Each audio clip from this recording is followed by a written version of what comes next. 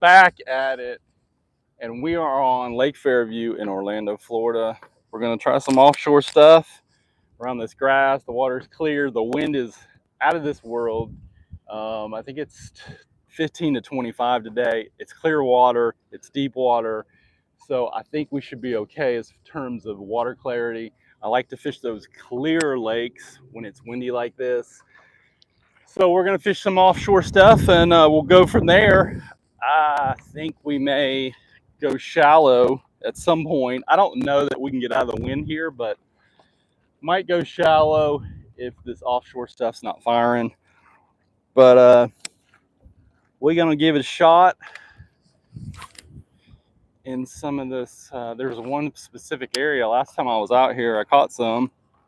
We're gonna try to stay clear of the rowers, and we'll see. There's a spot I didn't try, one of my favorite spots. We'll hit that, and then we may roll shallow with throw a swim bait, frog up shallow, see what's up. We'll see. Get the pulse on this offshore bite first.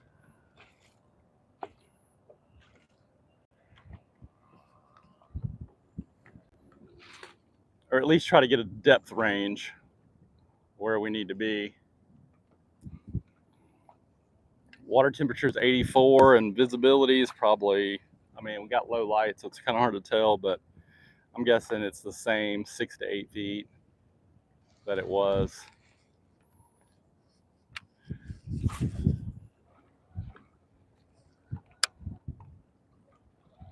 There he is. Small. Oh, he dropped it. He dropped it. Son of a gun.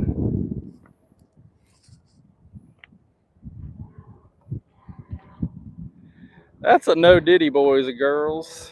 We don't want them dropping our worm.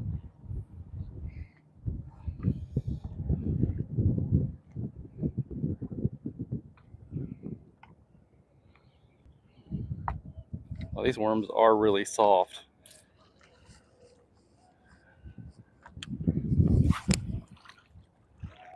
So I was, well, see if we get anybody on. What time is it? 8:30. Man, I could not get up this morning. Lake Yale with my butt in that high wind. And like I was saying, I got, what, 2 hours of sleep, 2.5 hours. There's something.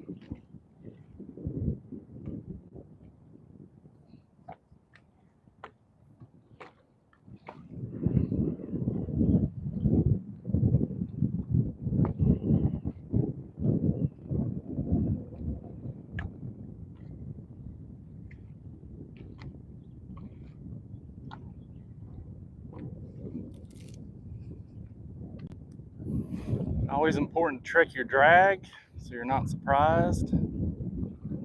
Felt like a bite, but very light bite. But we got this wind. I got a lightweight, so it's going to be bumping that bait around on this grass. So might get some misreads.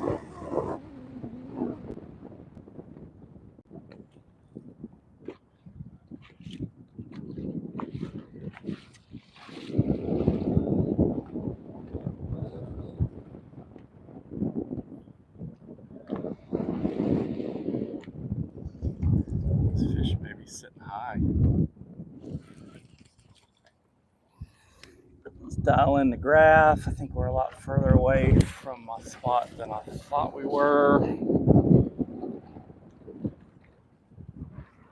I didn't really check the rain or anything. I was just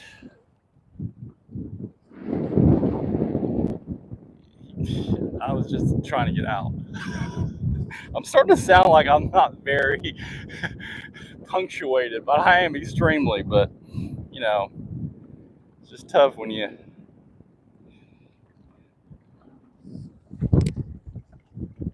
just don't have the time that you had. Yeah, we way off. So I don't want to waste a lot of time fishing unproductive water. Let's go get back where we need to be. So if you're tuned in, I wish I could see, and one day we're going to get something. I could see what's going on back there, up here. So I'm sorry if it feels like I'm neglecting you, but we're trying to catch a fish, right? But I'll try to get back there. If you tuned in, please hit that like if you like what's going on. And definitely please consider subscribing to the channel. We are almost at 900. If I could throw balloons up right now, I would. Milestone for the channel. It's been a go, guys. I gotta tell you, it's been a go. A lot of fishing out there, but hey, it's been a passion of mine a long time. I think so.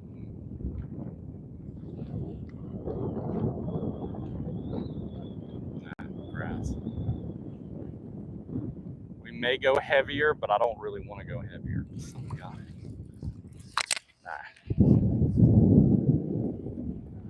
Like I said, but I actually want this bait kind of fluttering and drifting and being blown with the wind.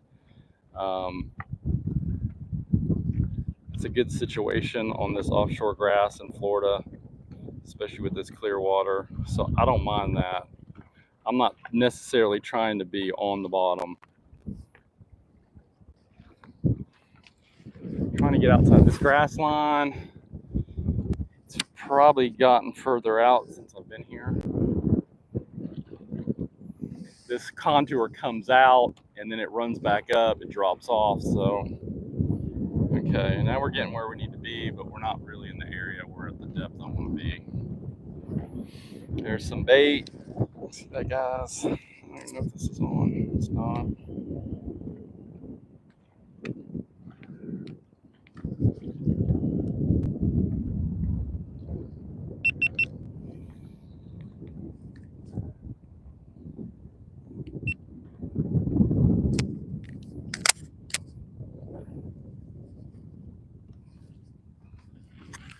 Little discombobulated today. I like to be out super early, but I knew when I didn't get up when my alarm clock went up, I was gonna fall right back asleep, which I did.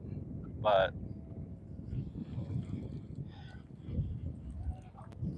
what can you do?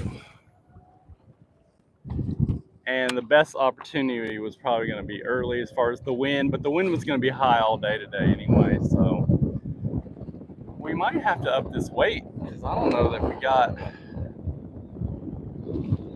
We'll see. We'll see if we need to have it on the bottom or not.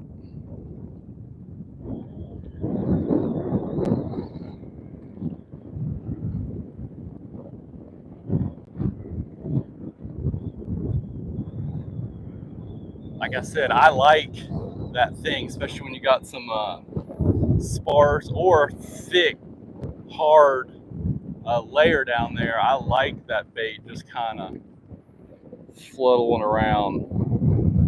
Looks a lot more natural. That's what these fish are expecting. Bait to just kind of be blown towards them.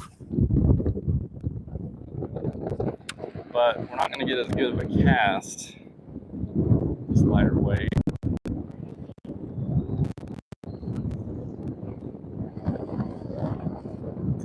If you're just tuning in, welcome. You have just tuned in to Bmaz Fishing, and we are in Orlando, Florida at Lake Fairview. Pretty deep lake. Clear lake.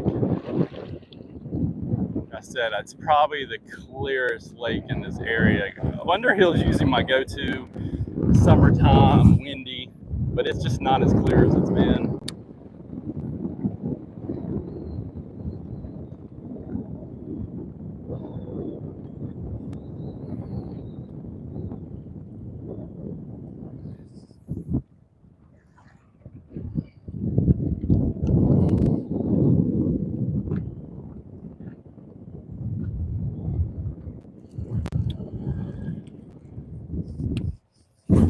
growing this Z-crawl worm too. I like it because you can kind of like speed worm, you can just change it up. You can start reeling it,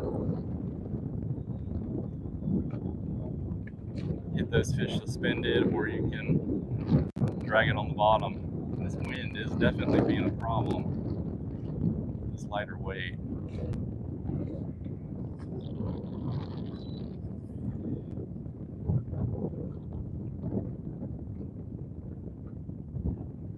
We're gonna fish this little turn. This grass kind of comes out further here, and then it swings back around. There's a lot of good pepper grass in here. Most of the hydrilla, I think they've killed. There's some eelgrass patches, but when you get that good thick, deeper peppergrass patch, that's where these fish seem to be sitting. I think the bait is sitting in the brim specifically, or sitting in these open areas, and I think these bass are kind of ambushing them in these thicker patches.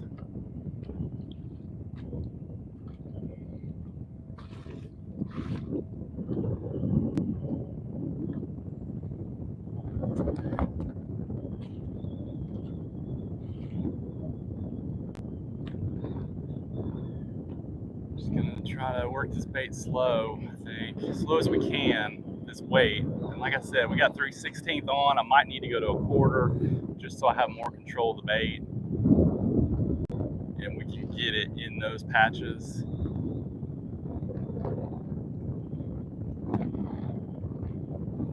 But we're in 10 feet right now.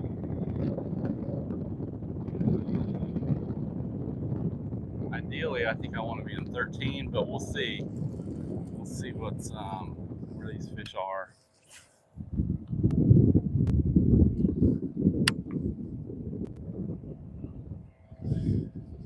The kayak guy at the ramp said he got a 3 or 4 pounder shallow, so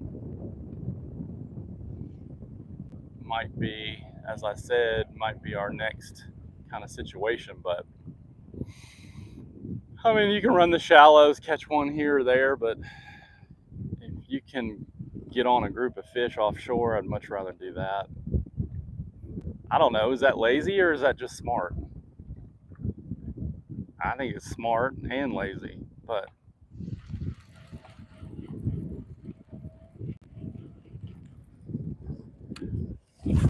and as you guys have seen from my videos, you catch big fish offshore too. You know, you don't have to go shallow. Typically, I don't get bigger fish shallow, but that may be because my mind's not right. You know, it's not my favorite thing to do, but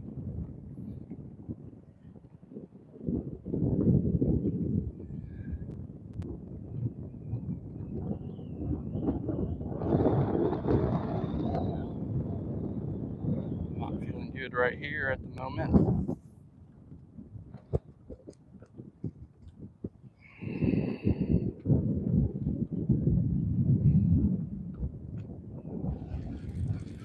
See who's tuned on. I don't want to neglect you. I do have a drop shot rigged up. I do want to throw that, but we'll see with this first. We got 7 on. What's up, guys? He's in Florida. Yes, sir. I am in Orlando, Florida at Lake Fairview. Adele DeVries, if that's correct, I hope. What's going on? A lot of emojis. I love it. That's a very cool sky. Thanks. I made it myself.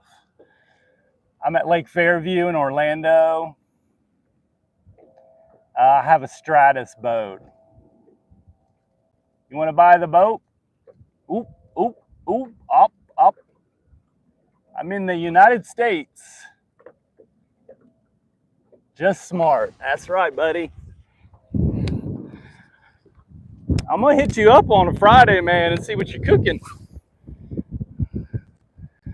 Them ribs look good. I'm working nights now, so, and I'm you know, I can't really talk about it, but yeah, I'm not mobile like I was, so, but I'm gonna try to get by there before I go in, maybe. Looks like you had some chicken on the smoker too. It's cool. I'm not a big chicken smoker. I like grilled chicken, but I don't like smoky chicken for some reason.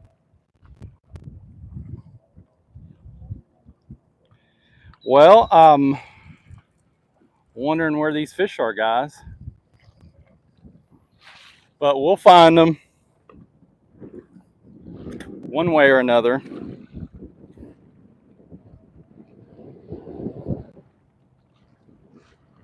This wind may have pushed them out deeper or shallower.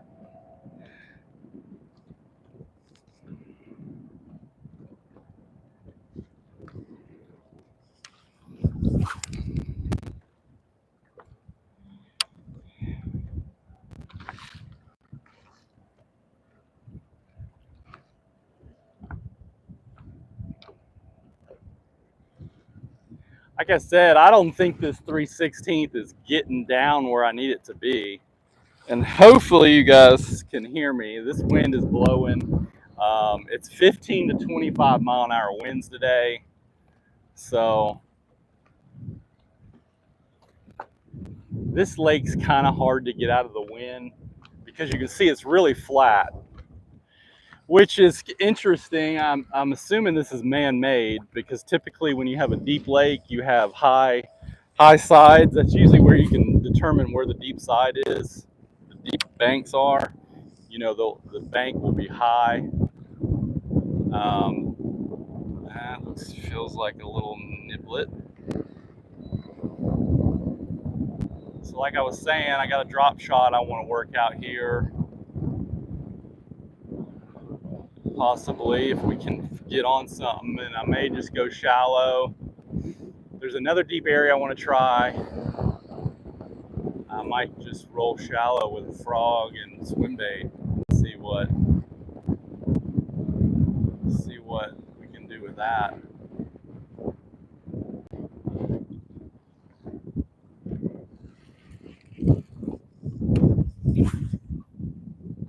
This fish may have moved in. The water temperature is 84 degrees though, so but you'll get to a certain point on your depth where that water just doesn't have the oxygen.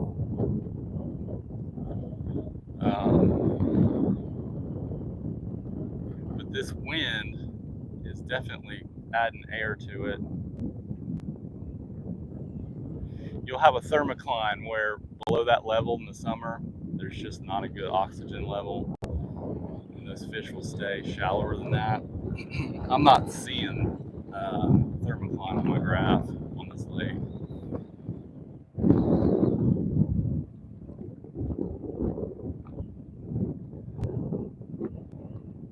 But when you have a healthy system like this, and you can kind of tell by the water clarity, it's a healthy system. 6 to 8 foot visibility. You're going to have a lot more oxygenated water deeper.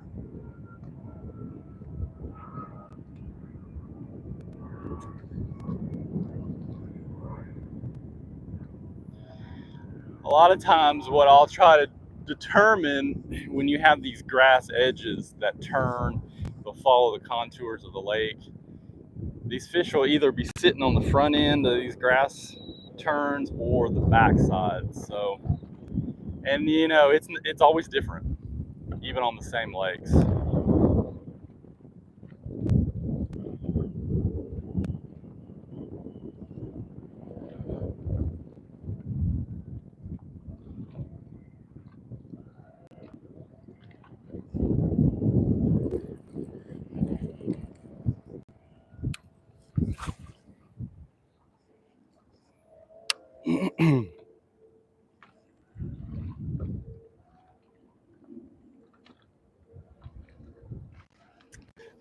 It's funny, I don't even have a 1/4 ounce on. I used to always have a 1/4 on, and usually that's not my go-to, but when it gets tough, it seems like that 1/4 ounce will get you some bites. I'll stay light or deep.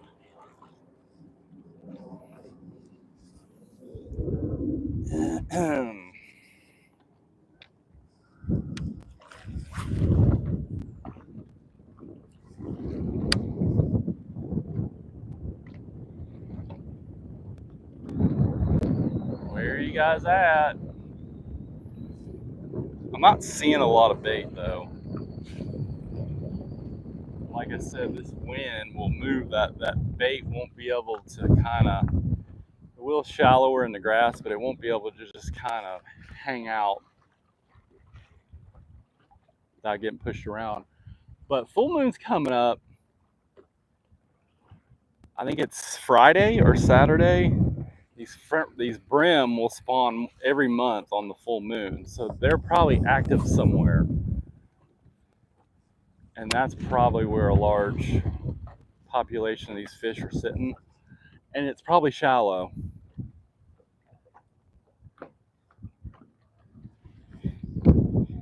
They move with the depth ranges, and it seems like as it gets hotter, they actually move shallower. I mean, I've caught them up shallow in June, and it seems like in April is when they're deeper. Those brim, they like it warm.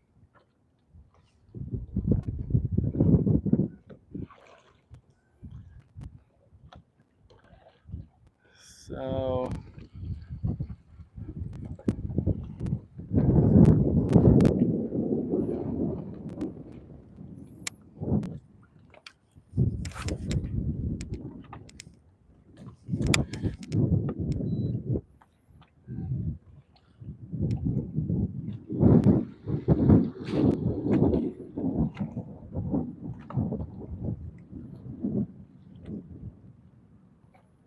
looks like we're on the bottom. That's good.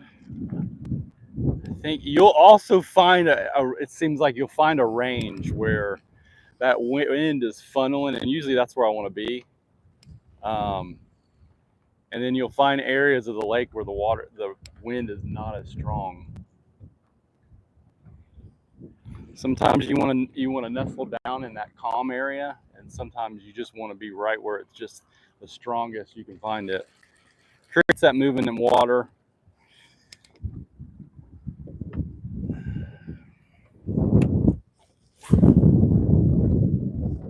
There'll be an ambush point if we can find it, where they're sitting waiting for activity. They're expecting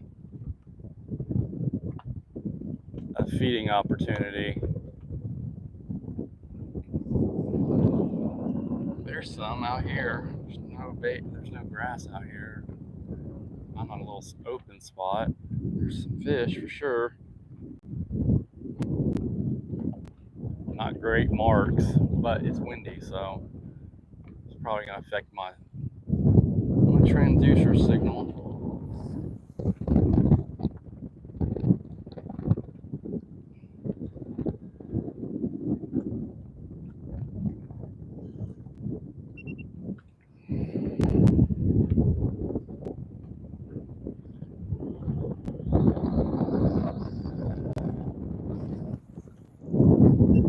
Just trying to find my bearings on the graph right now.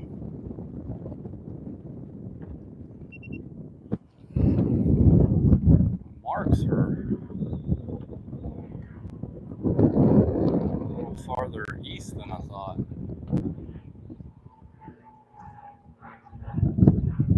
They were in that, looks like they were in that turn where it turns the grass. How many we got on? We got 85 people in there. Nah, I'm just playing. Yes, they're deeper. I have a friend that's been killing them out there, but it's in really deep water and dragging a rubber worm. Rubber? Are these worms made out of rubber or plastic? Hey, what's up, Key Largo? Fishing Key Largo. Good morning. Mike sounds better today. Oh, okay, cool. I know this connection. I'm gonna have to get another one of these. These connections. It kept coming undone yesterday. I think I had it in my phone and I dropped it or something, so And this cord, this is supposed to be a better cord too. The connector is thin, so it doesn't get a good bite, but it looks like it's linked up pretty good right now. Looks like Fairview. Yeah, any luck? Not yet. Tried going fishing this morning. Tree came down last night. Has boat blocked in. Need to find a chainsaw now. Good luck. Oh, buddy, that sucks, dude. But good luck to you. Yeah, I have one chainsaw, dude. And who knows? That was before COVID. The price is $39. It's an electric chainsaw. Man, it works perfect whenever I need it, and I don't need it much. I'm really thinking I'm gonna go lighter or heavier and see if we can get this bait in around these fish.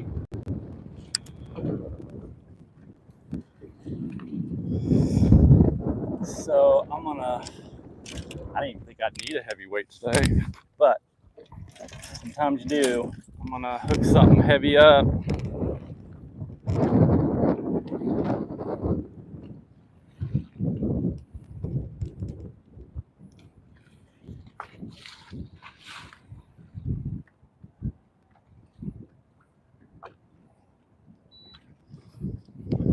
Change this worm out.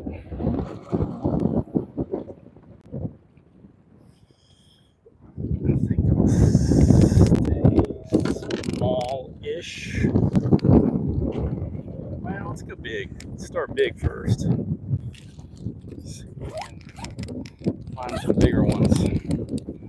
I haven't got on a big worm bite this year, unfortunately. I love throwing the big worm, but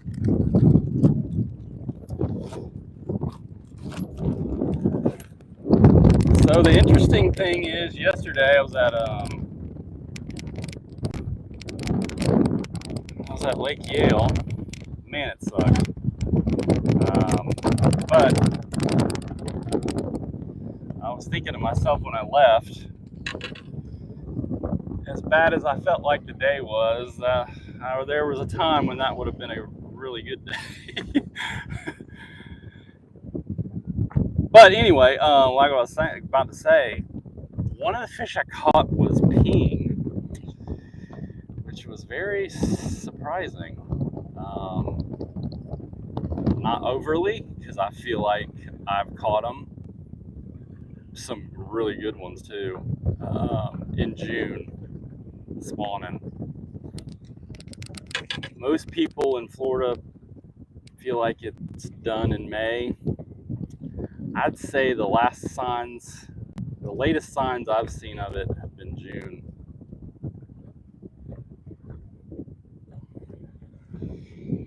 You know, the greatest thing about Florida, though, I was just thinking the other day, we're not far away from another spawn. I mean, pre-spawn here, October. I mean, it's just around the corner.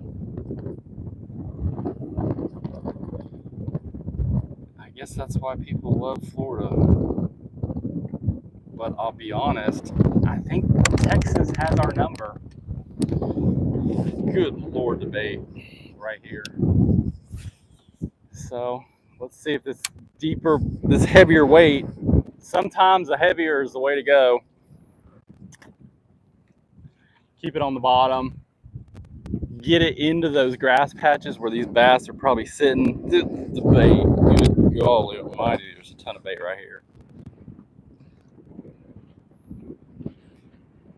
And that may be bass, a bunch of bass. We'll see. So what's really deep? So I'm in 15 right now. I'm always curious to see what people consider really deep. I mean, even these deep lakes, you're maxing out probably at 20. I've been on lakes and guys will go, oh, well, it's 30 foot over there in the hole. Dude, it's not. No, it's not. I think 24 is probably the deepest I've seen on any of these lakes around here. 26 maybe. I think there was 26 here. But and this was a while ago. I ran into some guys, and they said they've been catching them deep, and it was like 6 feet. So everybody has their idea of what's deep. You know what I mean?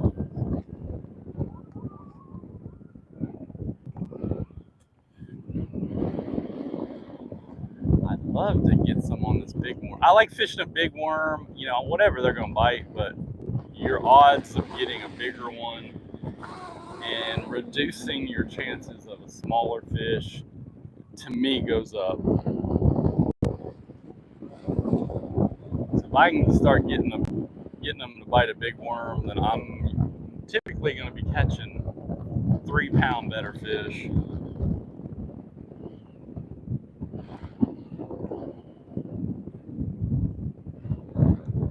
But it just seems like this year these fish have been focused on small stuff. It's just been there's too much bait, and they're from 8 kind of down. I might need to throw a jerk bait, but I don't know that I'm going to be able to cast it very good in this wind. I'm going to have to probably cast downwind.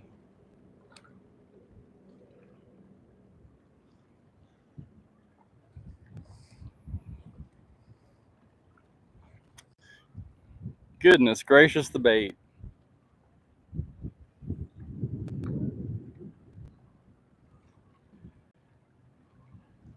And today, days like this, I don't know if you're still on OG, spot lock, worth any amount of money in the, it's priceless. My old trolling motor, I wouldn't be able to be out here. Not more than a few hours because my battery would be drained. And it got to where that cable, I couldn't get it set right. It probably would have broke today. Because whenever I ran it on the highest setting, it would just snap. That's when I was like, dude, I can't keep buying cables. I mean, it's not like they were a ton of money. They were close to 40 and then high $30 and something on eBay, 37. And then as I started buying them all, price kept going up. So it's like, I gotta do something because it just was stressful.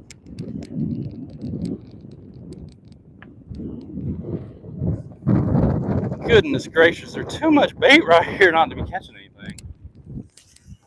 Let's throw this way. We should be here. They should be around here somewhere. That grass edge that way, it moves that way, that bank's deeper. This is a shallower bank, so this grass comes further out away from the bank. It's a slower taper where that drops off. So this grass comes out farther over here.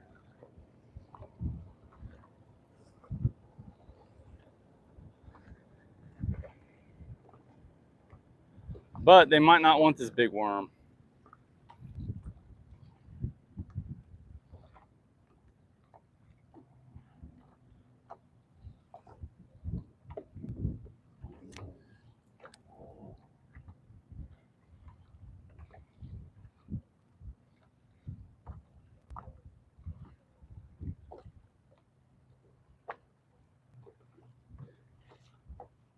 So yeah, I ended up with what, 4 or 5, 2 3-pounders on Yale. Got one on a chatterbait, but that was it. I had to go to a speed worm, full size. They did not want. I don't know what it. I think they were tighter in the grass, so you couldn't slow it down enough to where you weren't in the grass, but you still need to make contact with it. And then I got around some harder bottom and just kind of dragged it in an opening.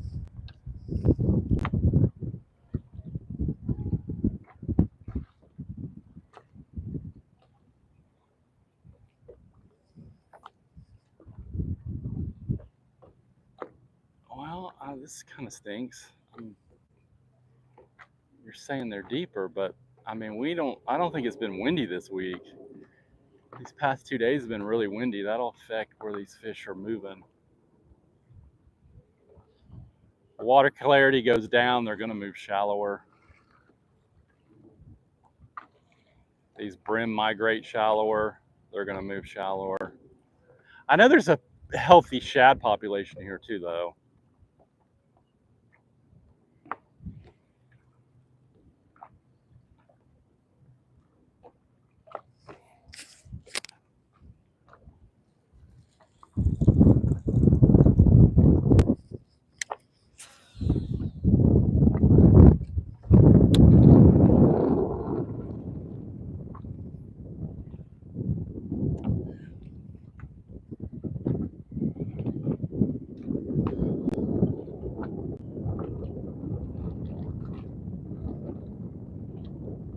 So we're in 15 feet. We still have grass, probably comes up to 12. We got about 3 foot of grass.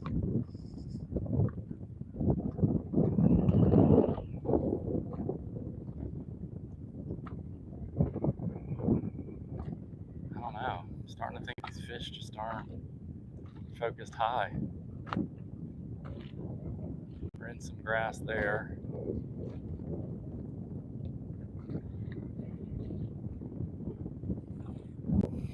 Since we're out here, we'll probably move further out just to see if they're further, but we're gonna have to start moving up.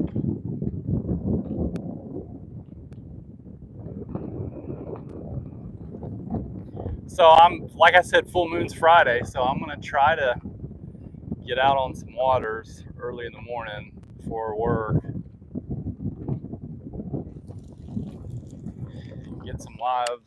Get some lives in. So hit that notification bell, sub to the channel. I'll be probably trying to do some stuff this week.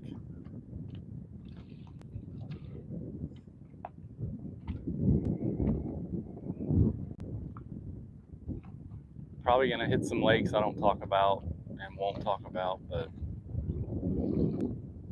we'll see. Well, I can tell you we're not getting bit here, so we gotta find something.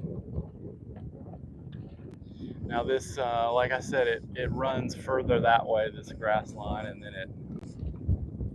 it starts sliding up that way too. So we might need to just slide more west.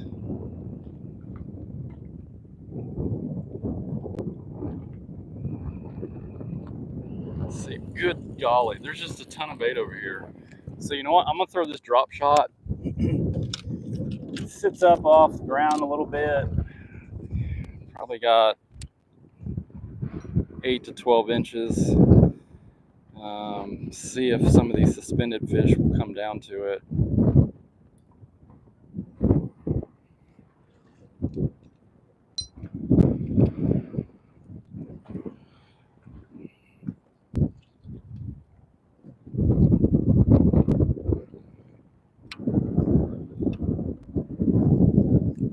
I'm gonna go, and I got 3/16 on it. It's probably not gonna cast very good.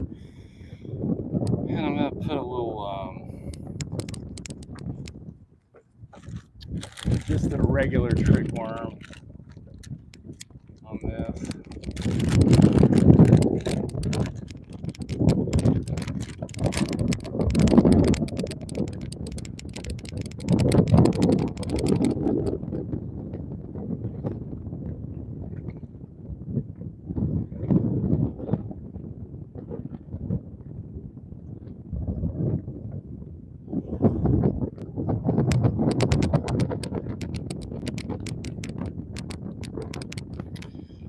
That up. I got a 2/0 hook on there. What's up, guys?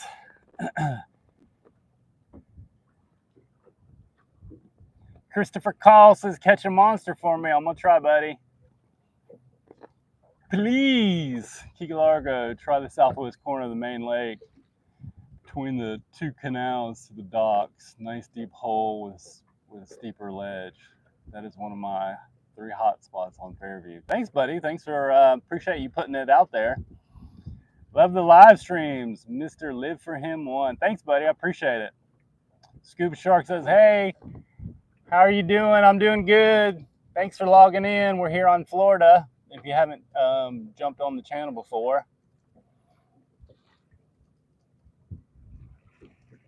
The southwest corner. That's pretty much where I am.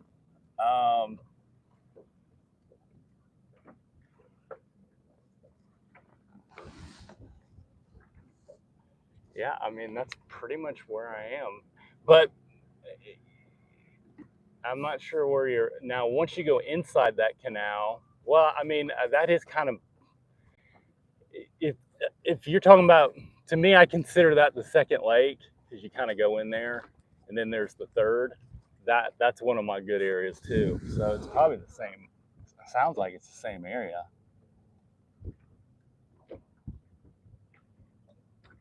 Yeah, if you're talking about where you slide into the funnel neck, right when you get past it, that's one of my that used to be the spot I went. So all that bait has just moved out.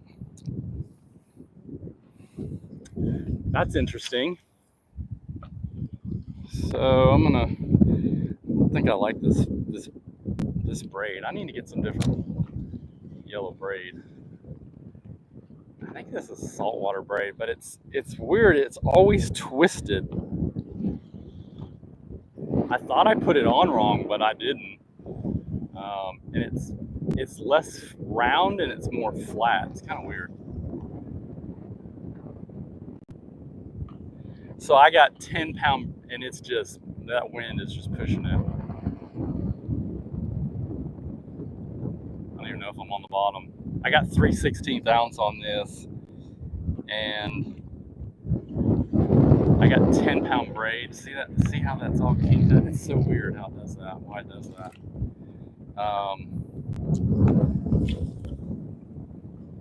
It's 10-pound braid, but I got a 15-pound leader on this because I was fishing it around brush. Yeah, I'm not liking the way this is feeling, but we'll see. It don't have to feel good if it catches fish, right? Just setting that worm up a little higher sometimes is all what you need. But I've been to a lot of lakes, they don't want finesse stuff. It's kind of weird. It's got to be popping. It's got to be pulling out of stuff. And I hadn't thrown much finesse out here, so I don't know how they respond to it. I would think good, but just because of the water clarity. Yeah, but I don't like to see this line. It always twists like that. It's so weird. And it's a cheap braid I got. And I think it's actually I think it's a saltwater braid.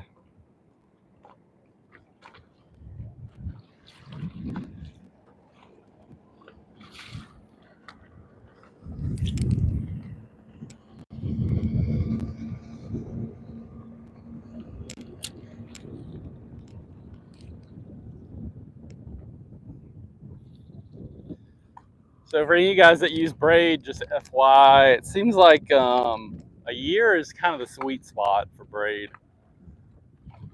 It's when it just starts breaking. At least that section that's not on your reel.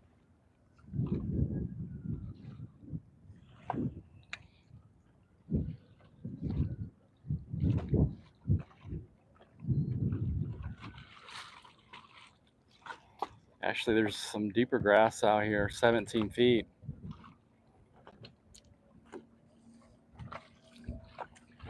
Oh yeah.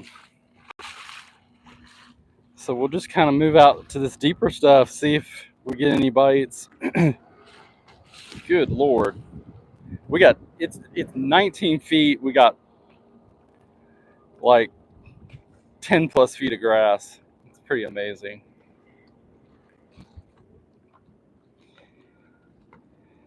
And it just transitioned from probably hydrilla to eelgrass.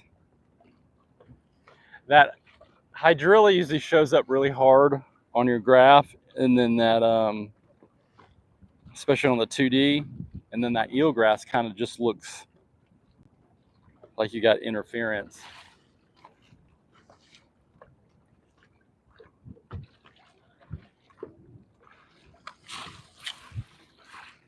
But I don't think I want to throw this in that thicker grass.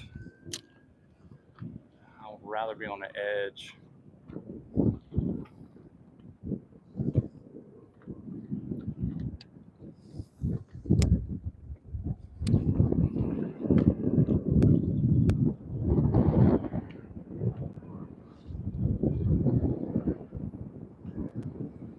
Wow, it's deep.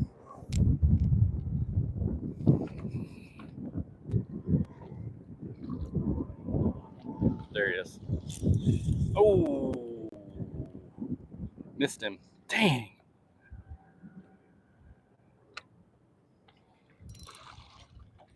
Drag's too loose. Well, I just missed one. Sucks. They've been kind of hard to come by today.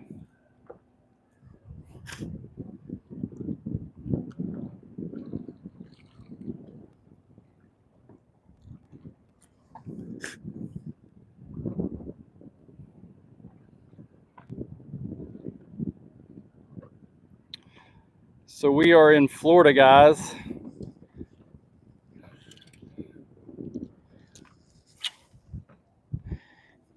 In the home of Mickey Mouse, Orlando, Florida.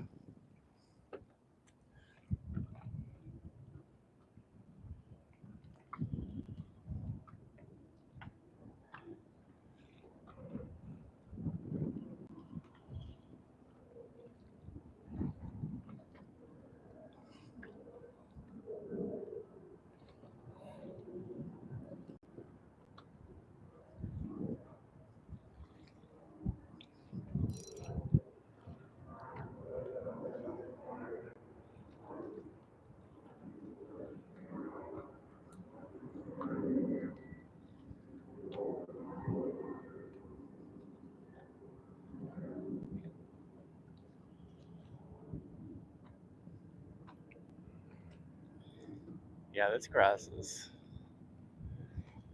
It looks like the thicker hydrilla is out deep. And that's usually what happens. They'll spray the edges because the deeper stuff doesn't come up as high. So they'll spray that, kill that. Usually that stuff eventually works. Whatever the chemical, it works its way out. But hopefully it won't work its way out, and they just kind of focused on that other stuff. But man, we're in 18 feet right now.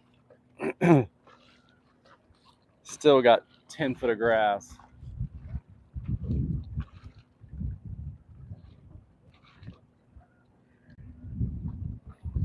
See if we can find an edge.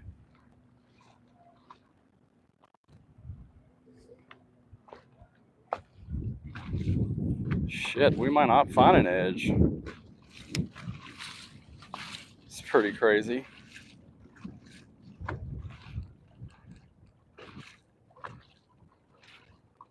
$20 almost 20 feet. 20 feet, just hit 20 feet. It's getting thinner now.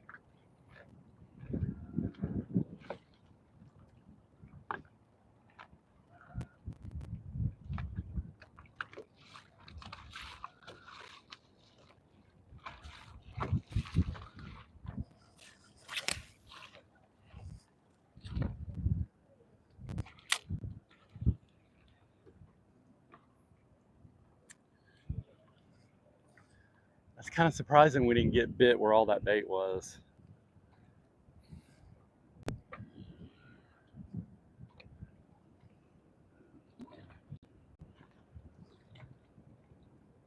"21 feet, guys.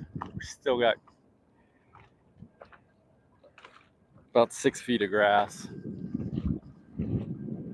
I don't really want to be that deep, but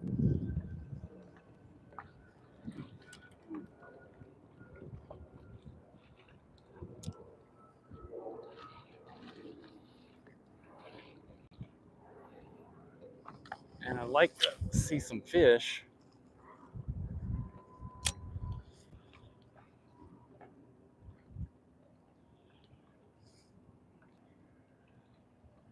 But I have a feeling when we find them, we're gonna find a large group, because on windy days like this, it can be hard to find fish. But when you find them, there's a lot of them in one spot because they're sitting there for a reason.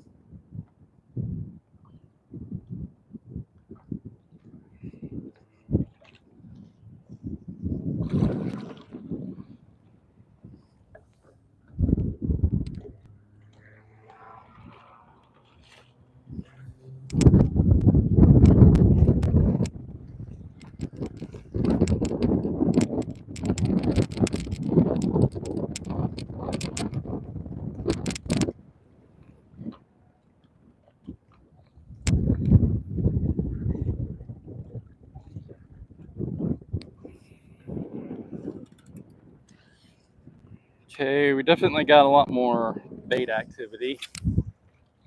I'd say that's probably fish activity suspended. And that's the kind of can be the hard thing. These fish may still be in 10 feet, even though they're in 20. They're just suspended. And they're hard to catch. So I don't want to chase suspended fish today.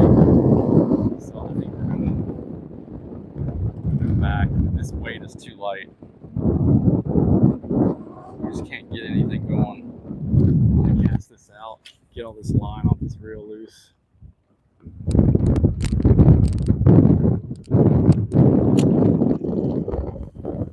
I haven't used this rod since I put the line on it.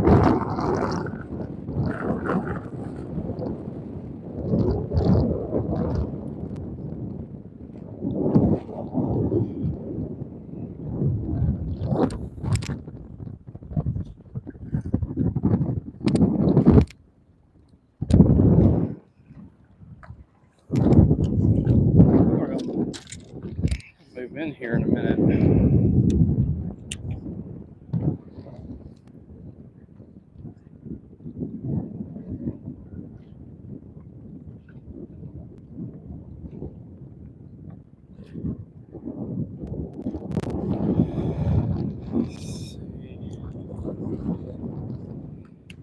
Now we're at 20 or 15. Just coming, 16, 18 feet over.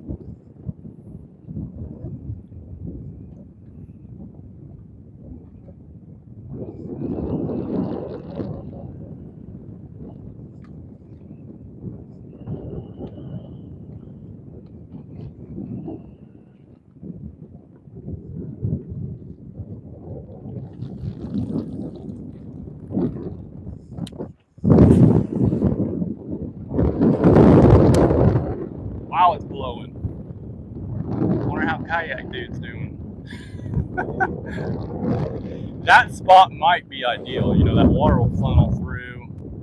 It's really shallow through that bottleneck, and then you got that west bank that blocks in this wind.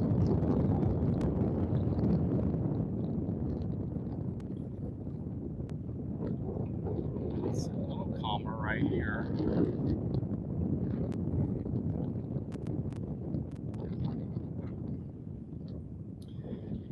Florida bass, they just don't like a lot of this wind. I've had my best days on windy days, but usually there's some type of weather system coming through.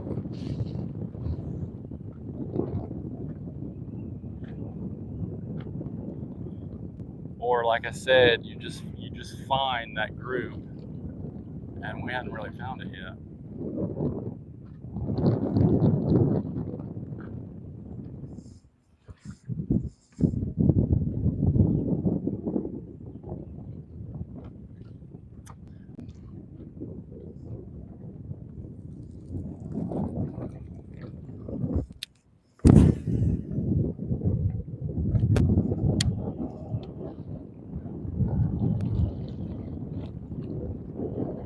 But I have confidence that we're going to find it. They should be out around this this area right here. The good thing about all this wind is it's not hot, you know.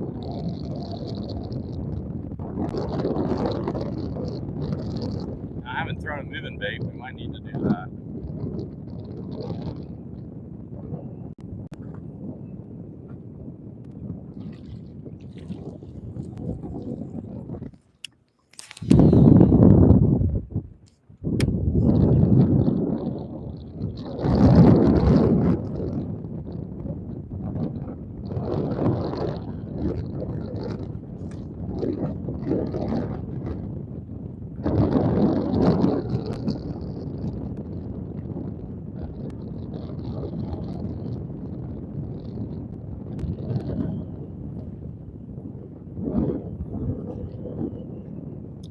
Well, I think we'll be safe from the rowers. They must not row when it's windy.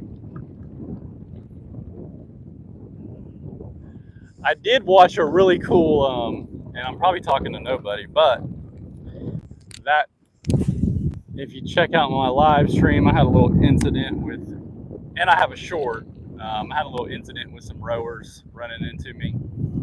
It inspired me to watch this movie on Amazon Prime. I think it's called The Boys of the Rowers or something like that. It's based out of like 1936 or something. And the team they were the JV team. It was built. Their team was acquired from like walk-ons. They just tried out for the team, and it was during the Hitler time and, you know, the recession, and they were paying them, I guess, or were giving them a job. Oh, there's some rowers. And so these guys were doing that just to get money to live and be able to pay for their school. But anyway, they ended up being one of the greatest rowing teams, and they won. I think they won the Olympics or something. They actually benched the varsity rowing team and opted for them to go to the Olympics. I think it was the Olympics for rowing. And yeah, they won with some major odds stacked against them in the race. So it's actually a pretty cool movie.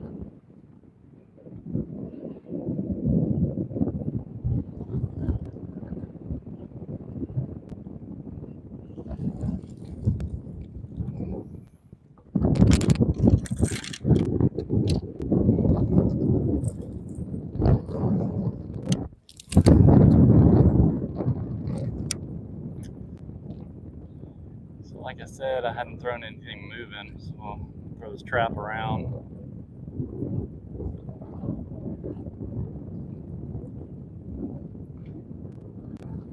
See if that puts us onto anything.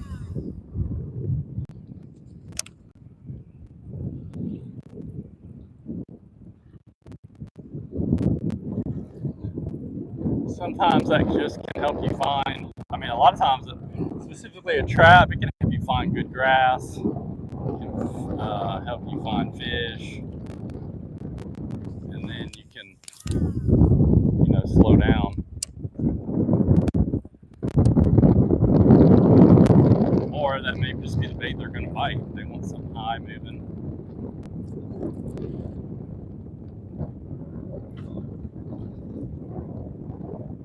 But we're getting into this thicker stuff. There's thicker patches, and that seemed to be where those fish were last time. So a swim bait probably would be ideal for throwing in here. All right, now that we got some grass right here,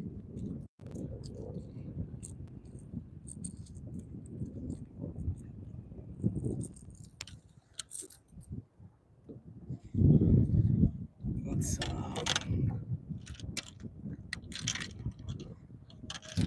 stay with the big one. Let's see if they're deep in there.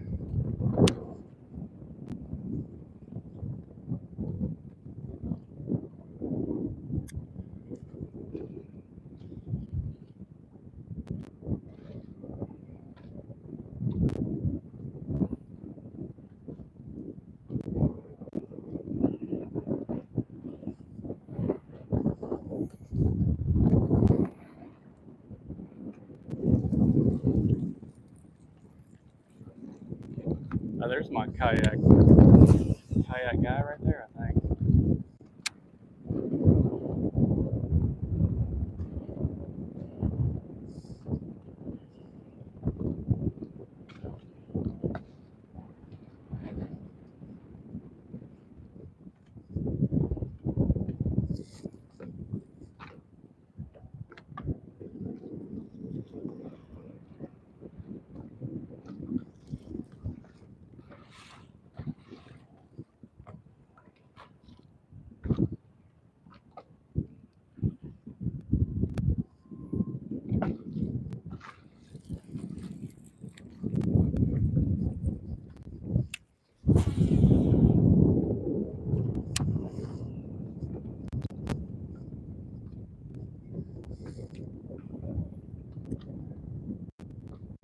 So if you're just tuning in, we're in Florida, guys. The good old United States of America. Fishing Lake Fairview.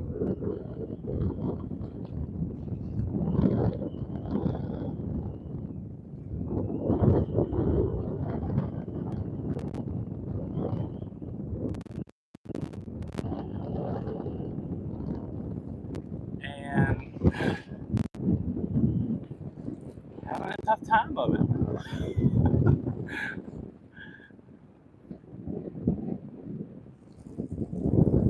They're biting somewhere, I can tell you that. I can assure you. Will we find them? I don't know.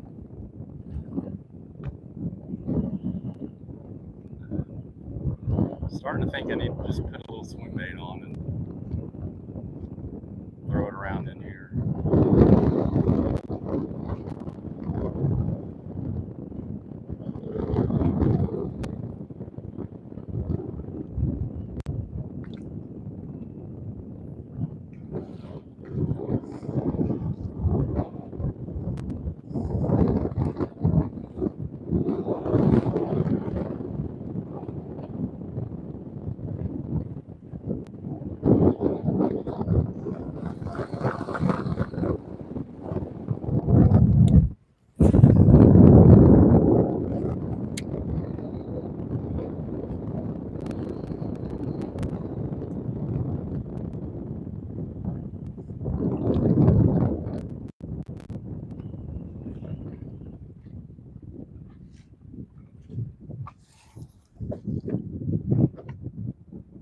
I know, that must be what he's talking about over there.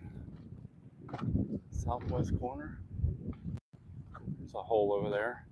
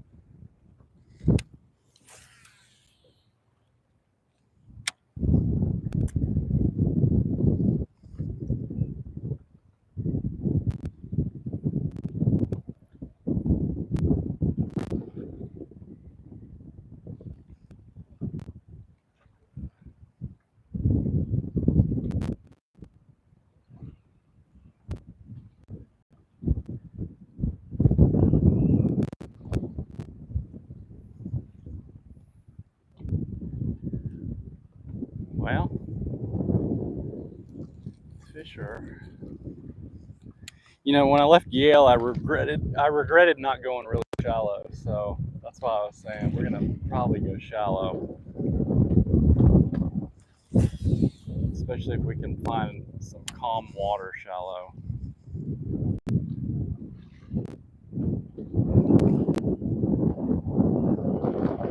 But right now we don't even have a pulse on how kind of depth they're in. That's what you kind of need. That first couple bites tell you if they're consistent. Let you know, okay, they're in 10 feet, they're in 12, they're in this type of grass.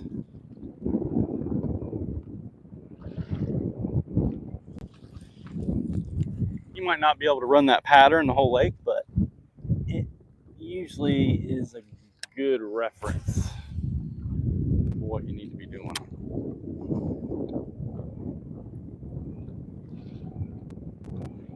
And because those fish were suspended, that group was suspended at 8 to 10. I'm kind of thinking we probably need to be an 8 to 10.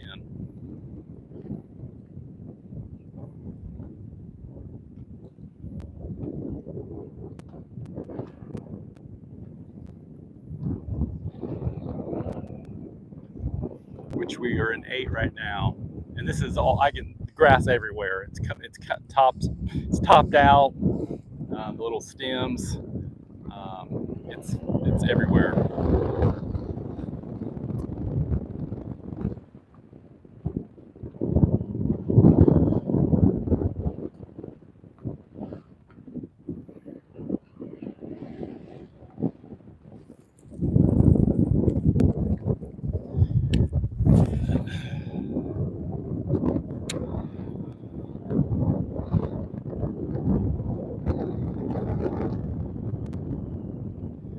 Yeah, I'm just letting this wind blow me around.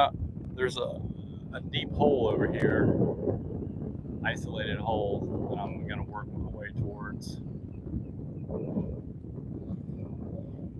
And then there's a spot over here that I want to try.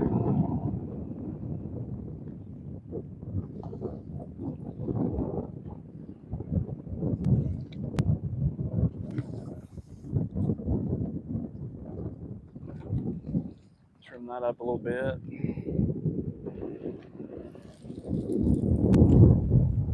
It is really grassy over here.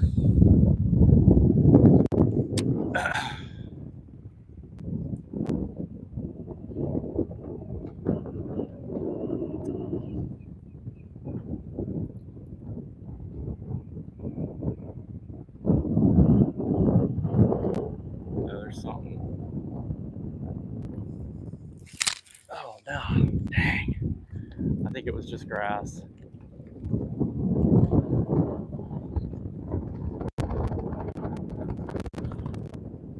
Grass bass.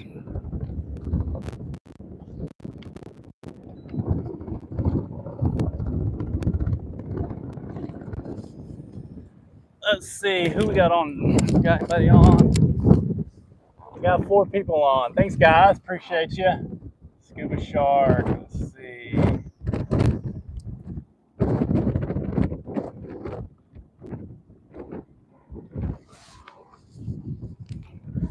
I love the live stream further west before the canal to the second lake. Yeah, I see the hole over there. There are 2 short canals most people don't ever see on the main lake. Use those as a reference. I start outside one of the 2 and work with edges, then move deeper. Mike Fletcher, what's up, buddy? He says, what's up, Bmaz? Where are you fishing today? Say no more, Fairview.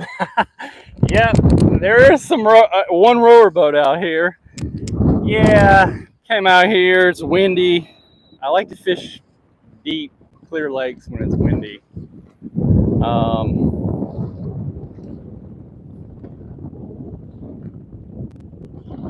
And this ain't that far, so that way, if it's as bad as it was yesterday, then I can haven't wasted a whole lot of time and energy. You know what I mean?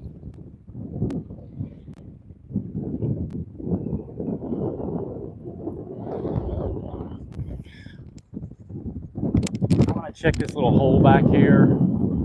It's up shallow. This is pretty much matted, but the bad thing is it's pepper grass, but it's all slimed up. So I don't usually catch fish in that mucky stuff. Now, I was on a lake and I avoided it forever, and man, they were spawning in it. I was shocked. Mucked up eelgrass. That was the area. It was clear as water too. Man, it was clear. But I didn't think they'd be there.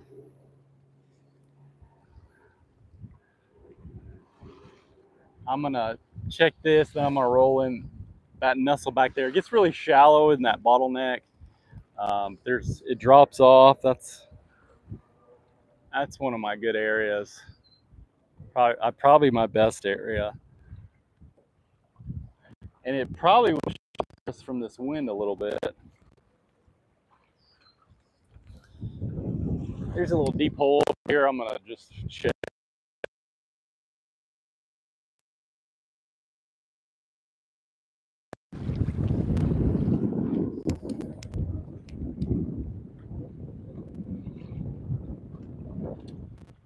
Yeah, there's not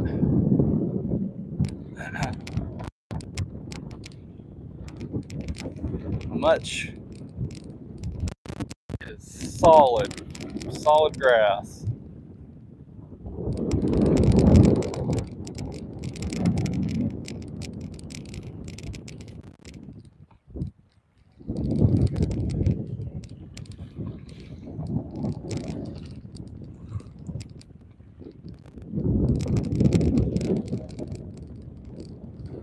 Now, if you're familiar with this lake, that restaurant's really good. It's pricey,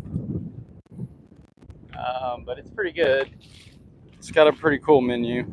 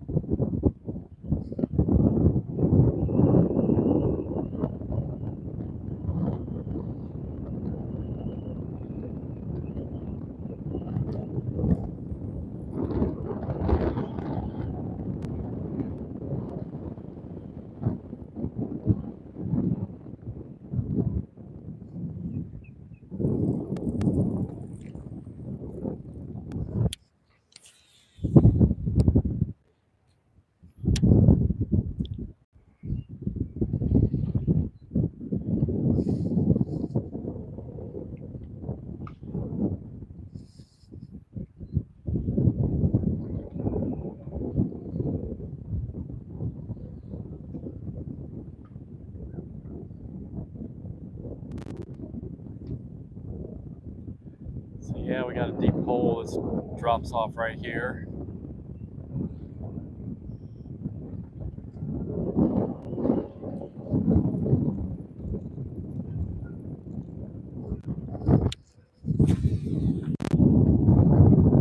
Never been over this area.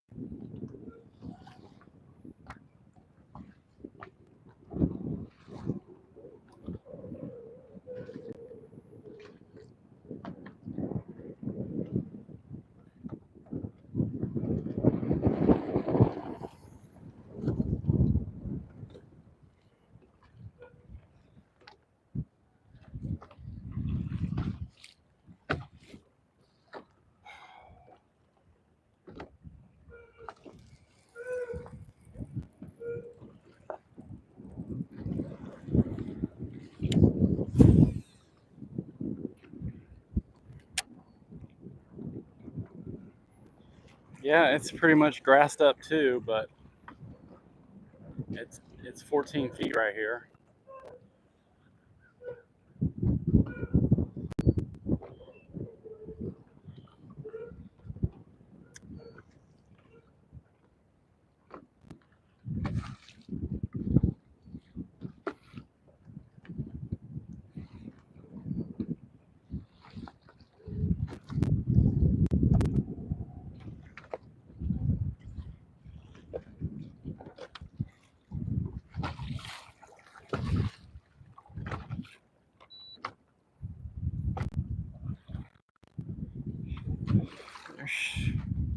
See if we can get a bite in this little spot. I'm not seeing much fish wise.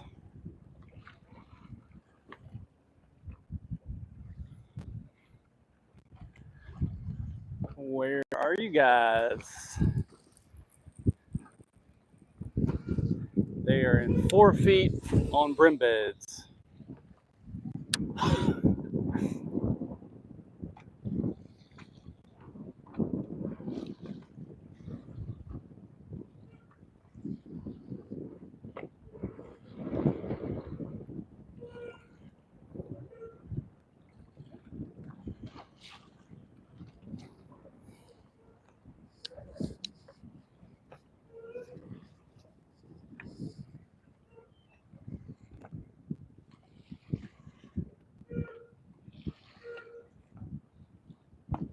Come on. I wonder where the cloudy, windy days, man, they can be so tough in Florida.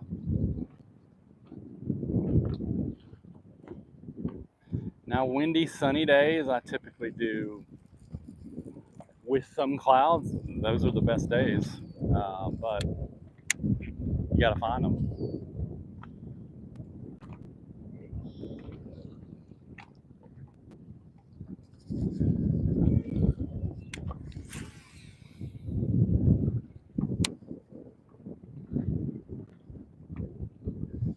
Just kind of work around this deep spot. Shallow grass looks good.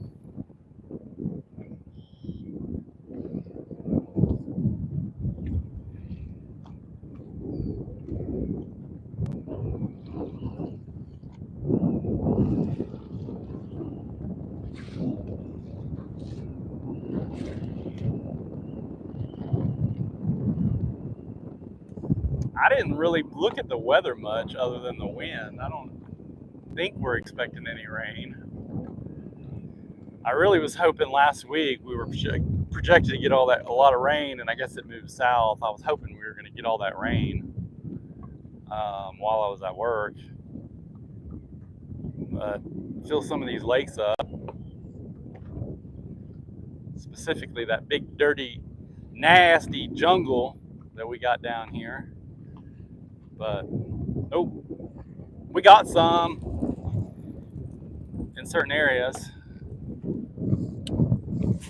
Sounds like we got some at the house though, but and it sounds like where I was, it was a little more west. Either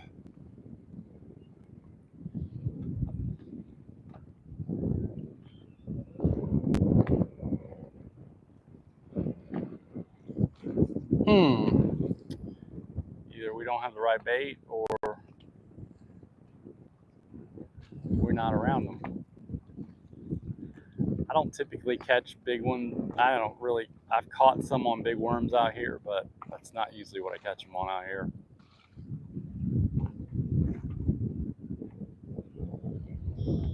So we might give up a big worm.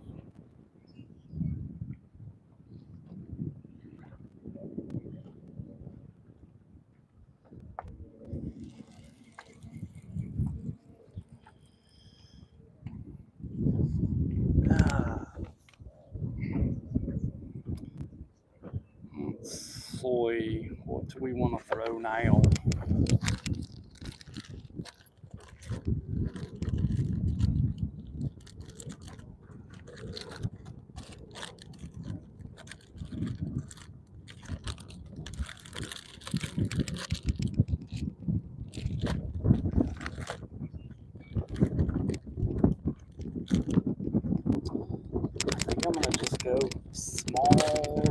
meat worm. Maybe I'll, you know, let's throw a finesse worm. I mean, a mag trick worm. See if that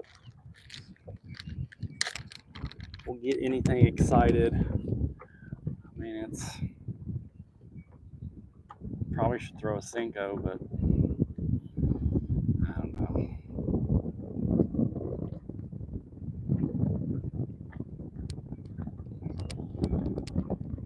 At least to try to find some active fish.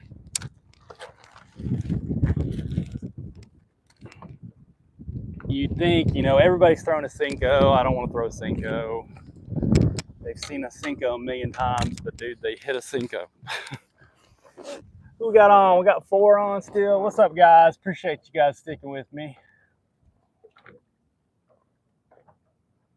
Oh, you did? Huh. Yeah, we got, you know, a couple days. I guess it rained really good. I'm more on the west side. Well, I mean, I'm central, but west central.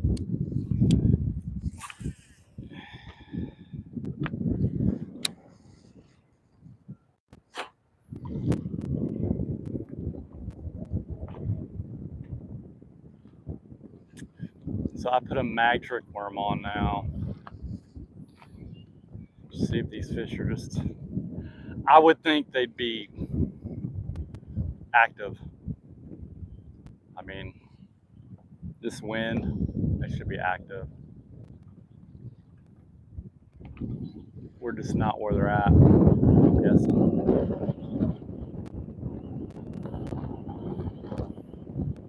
But we're gonna keep figuring it out.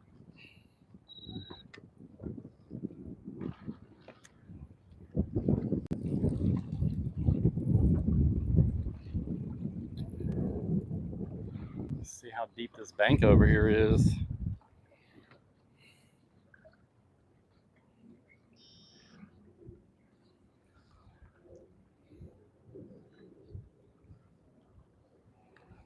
So now we're in 8, 10,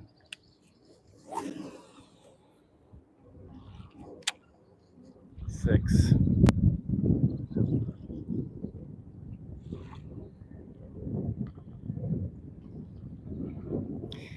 And I didn't see any sign of life in that hole.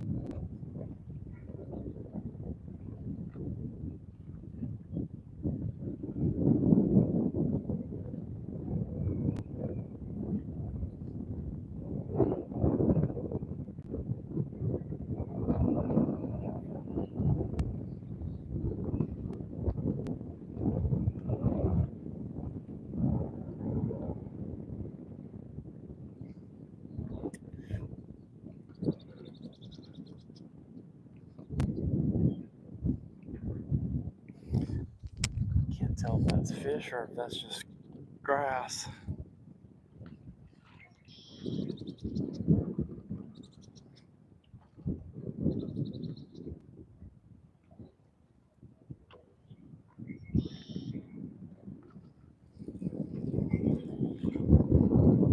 This bank's pretty shallow.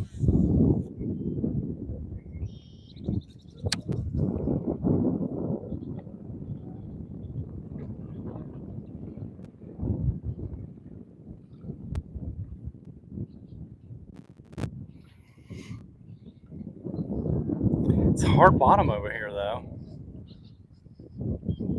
Pretty hard. It's grassy looking. I don't know if that's grass or it's just mucky.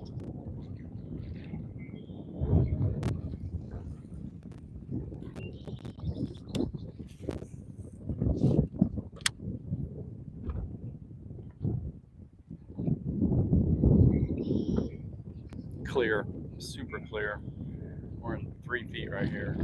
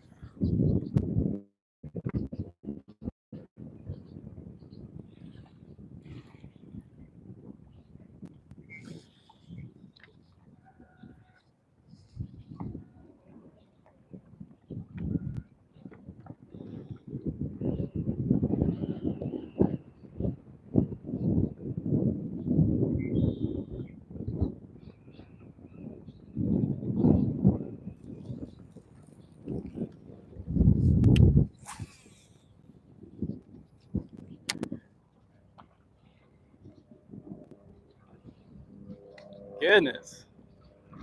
We should be catching something.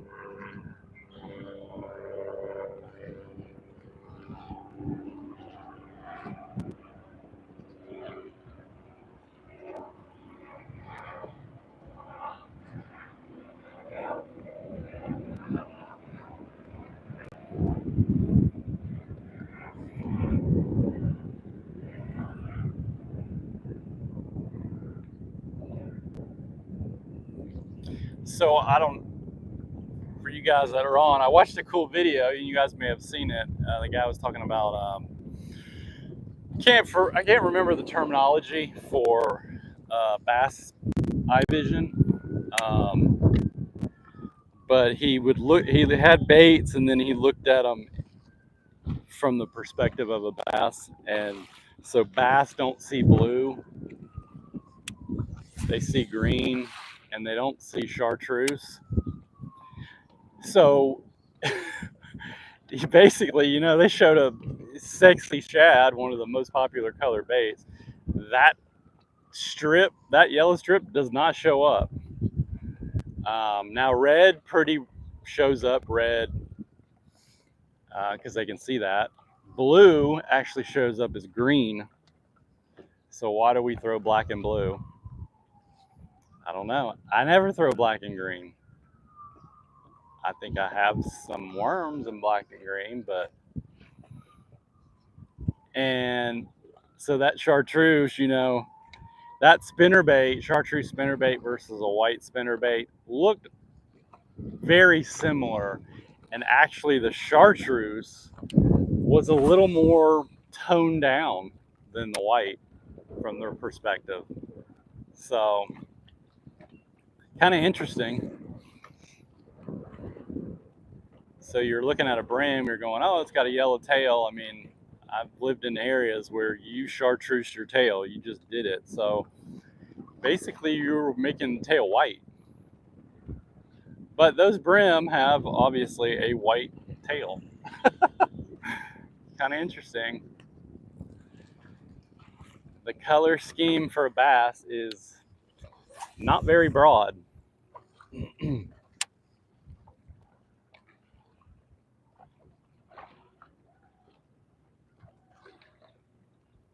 He needs to take that film.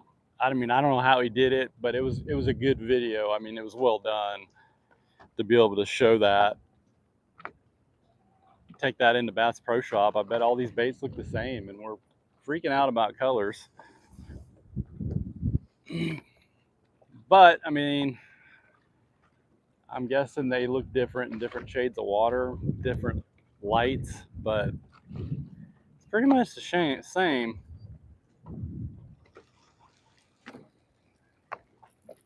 Kind of interesting because then red bug, you know, red bed's probably going to be fairly visible. June bug almost looks black, but it's probably a more translucent black. What is this boat? Are they fishing? Or they? Looks like a game warden boat.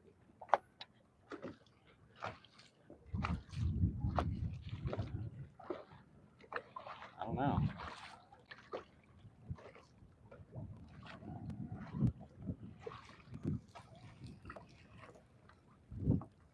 Well, guys, you guys are probably as disappointed as I am. Just a little opening. I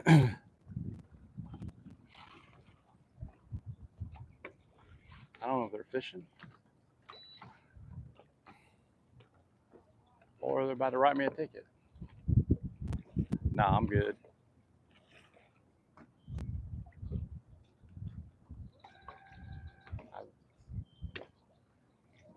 I think that boat's too fancy for.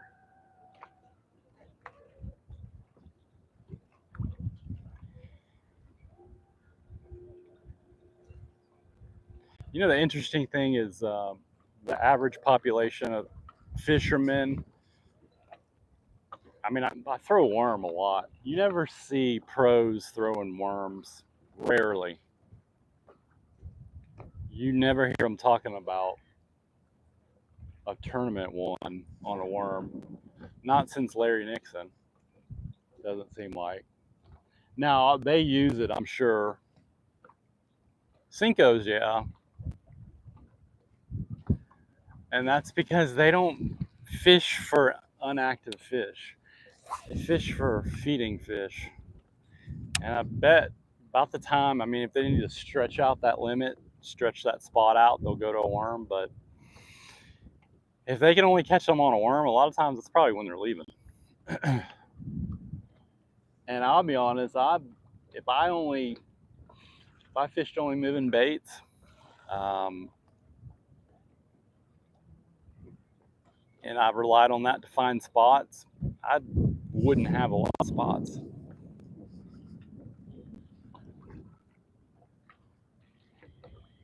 But they've got to find the most active areas with the best population.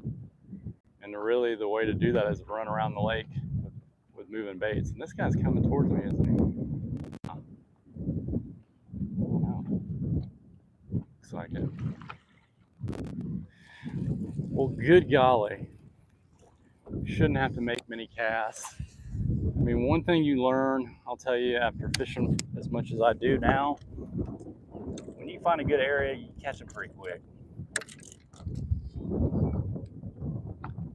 There he is. There. Oh no, he got off. Son of a. Unless he's just really. Holy cow, he got off. Oh snap, bro! Look at this worm, guys. This is why when people say, "Why do you set the hook so hard?" This is why. Look at that worm. Because when they eat this, they ball it up, and this is a fat worm. That thing hook is through that worm 3 times. 1, 2, 3. It didn't get to him. That's why you set the hook hard. Man, that's probably a pretty good fish for him to ball that up that quick. And this is a big worm.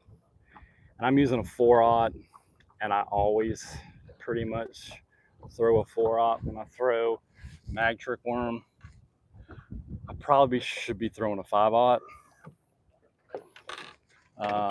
Buddy Gross is probably the guy that throws soft plastics the most.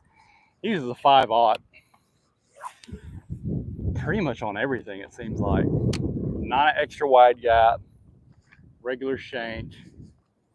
And I'm seeing some activity, some fish right here. So maybe we've nestled into a decent little spot right here. Wind has slowed down a little bit. But, you know, I was distracted. I didn't whack them. And plus you have that grass. In Florida, the other thing is you got all this grass. You got a lot of times you're setting the hook and you're pulling that fish out of grass. You're pulling that bait through the grass. You got to set the hook hard. And these fish are, I'm a firm believer that a lot of times that bait is in their throat. You're pulling it out and then you're hooking them in the mouth on the way out. I guess they're, I don't know, testing that motor. Oh, golly.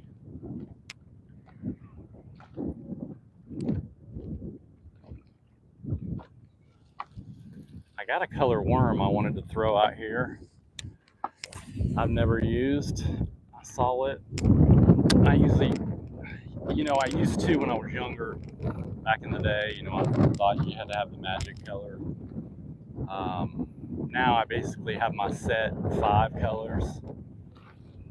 And now I've kind of gotten to where I'm buying little extraneous colors and certain baits that I didn't usually keep a lot of, but I got a cool color.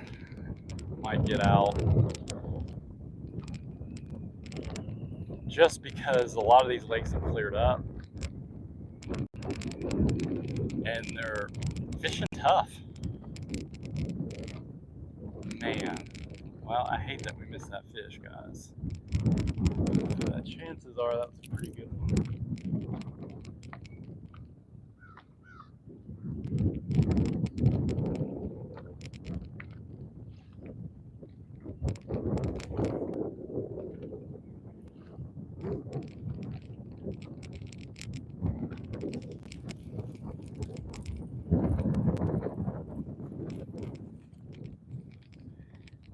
That's not good. You're dragging this crap around, you're not going to get bit doing that.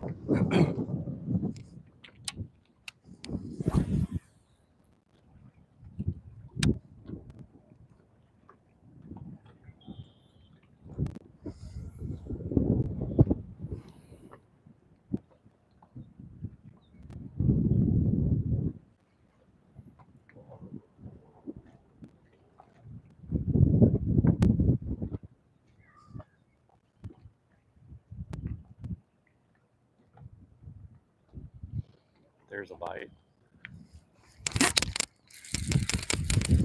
Oh, that's a good one, guys. Decent. Good for this lake. Got my worm too. Son of a gun. All right. We just gonna have to slow down. I know you guys are losing confidence on me, but we got one. Go Dogs. What's up, Matt Martin? It's about a 2-something. Here we go, guys. Thanks, buddy. And just because you guys are watching, I'm going to show you this. This is that color I was talking about. Pretty dope color. It's called Emerald Blue. Got it in the speed worm. Just because there's some lakes that have gotten really grassed up. And the water's gotten really clear. Typically, if you watch my channel much, I'm a big believer in June bug, and that color has not been the deal this year. It's been really finesse stuff, translucent colors. Even as some of these lakes have gotten dirtier, they're dirtier than they were. I think these fish are,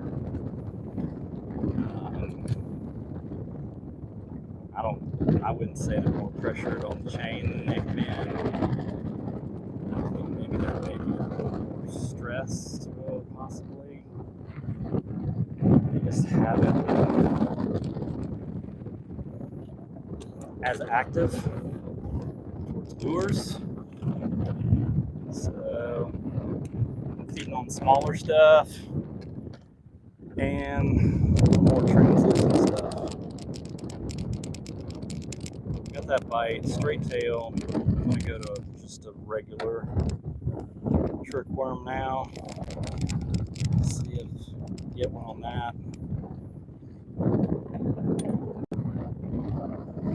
Those mags, they kind of pricey, guys.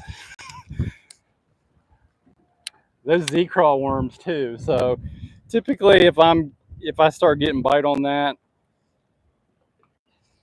if I figure something out, I usually will tone it down. Maybe go to like just a regular speed worm, or a Cinco in that color. But I'll use that bait that's different than a lot of people throw to help me find a color that they want. So that's 2 bites over here.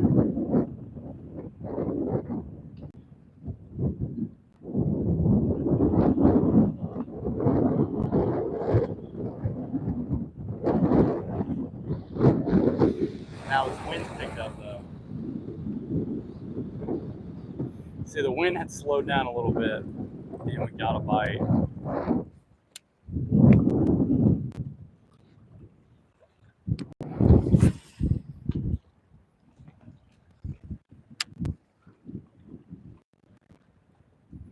I'm right on the corner of this deep hole. Obviously, you can see this dock here. I don't know if that's an apartment complex. It's pretty nice. I'd like to, be nice to, when I lived in apartments, I always lived on a lake.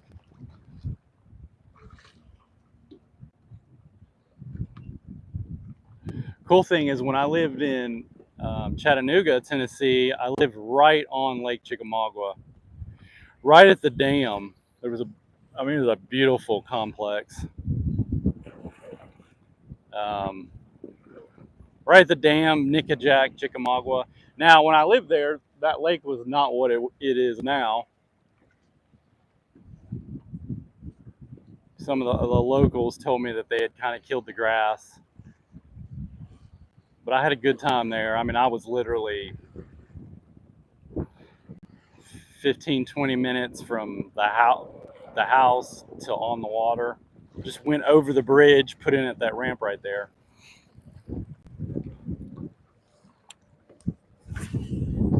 But yeah, there was a very healthy population of small fish, so it was a matter of time.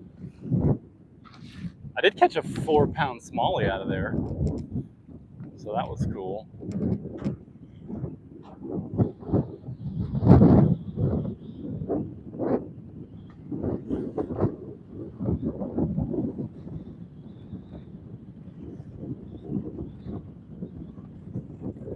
Well, we didn't get skunked. That's good.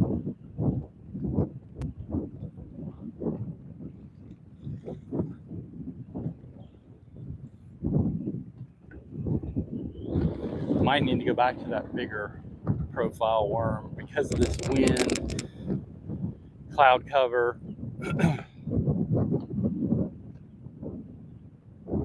But we'll see.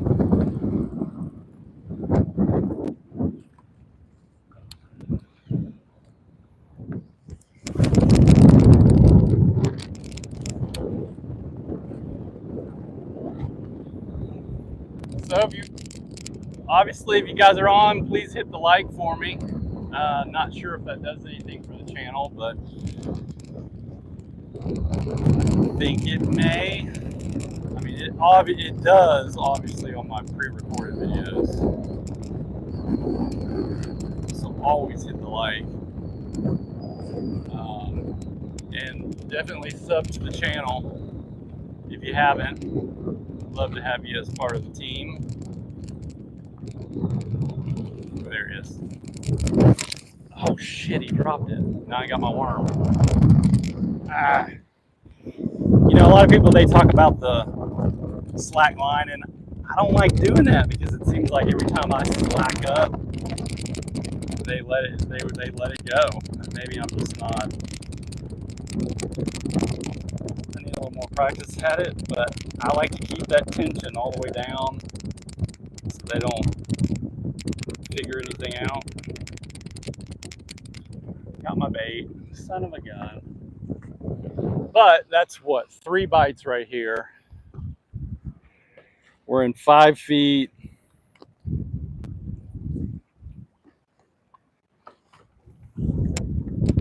On the edge of a hole. There's a lot of bait that I'm seeing now. There wasn't when I stopped here, but I'm right on the edge of this hole. Just kind of seemed perfect.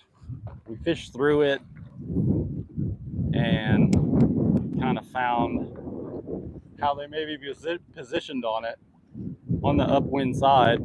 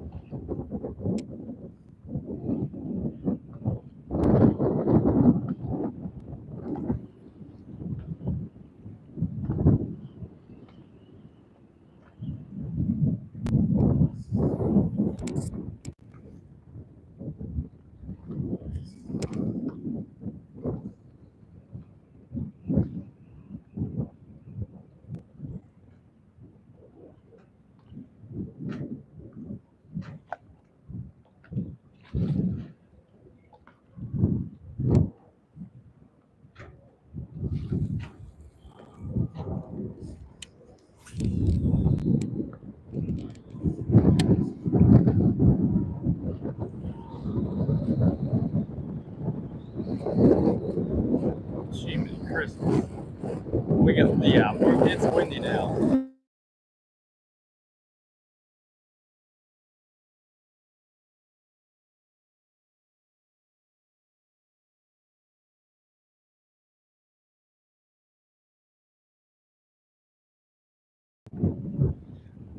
Sometimes, you know, now for you guys that are off on the weekends, this year's is lined up pretty good as far as like the full moon and the new moon are lining up pretty good for the weekend. But my off days have been switching, and it seems like either the weather or the phases just hadn't been in my favor this year.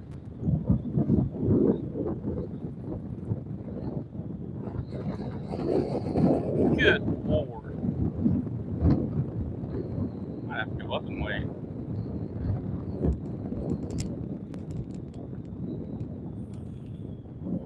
But I like to have a bow on these clear lakes, windy lakes. That bait just kind of drift around, looks real natural, but it's not working here.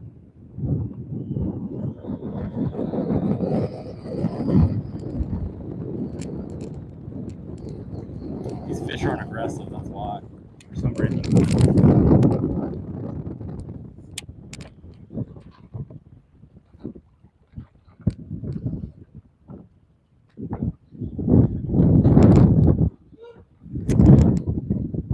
And when I say aggressive, like kind of like yesterday, when you caught one, man, they thumped it, but they weren't coming to your bait.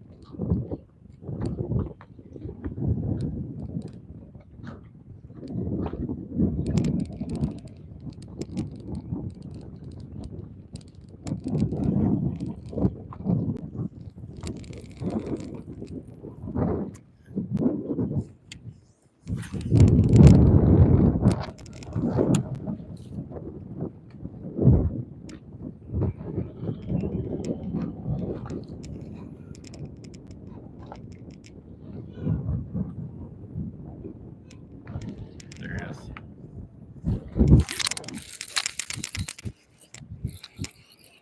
Where's he at? There we go. Kind of figuring something out. Oh, little.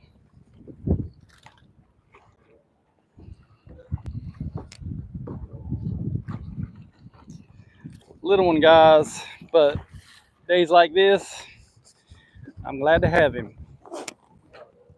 There he is. Did I freeze up? What's going on here? Looks like I froze. Looks like I froze up, guys. Sorry. I don't know what's up with that. Got that little one, though. I wonder why it froze up. That's weird.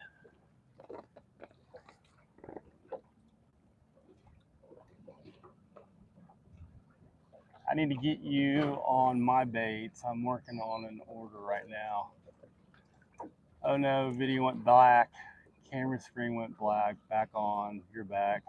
Dude, yeah, and I caught it. I caught one, obviously. I wonder why it did that. That was kind of weird. Make sure I'm on. So, looks like maybe we found a little spot.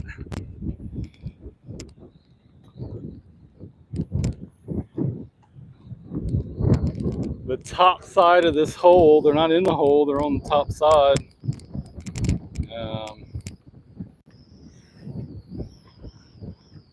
Maybe right on the edge. Probably as it comes and goes here where that grass kite starts thinning, they're kind of sitting right there ambushing anything that comes down. I mean, I don't know what it looks like over there specifically, so, but based off of what I saw, that's what I would be guessing. Or that just might be a little hard spot in there.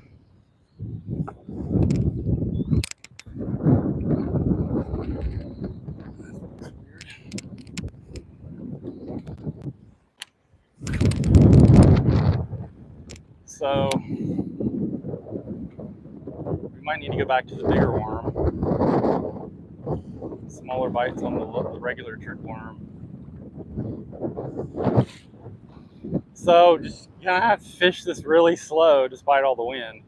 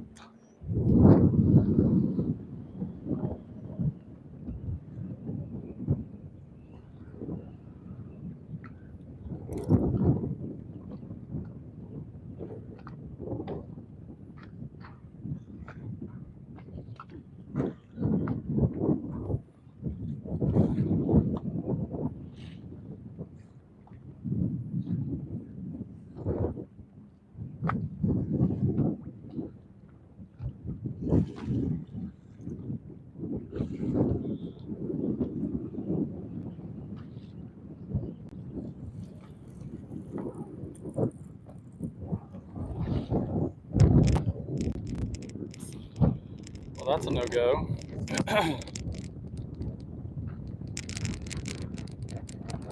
Now, when you say your baits, you got to order. Is that something you're making, or?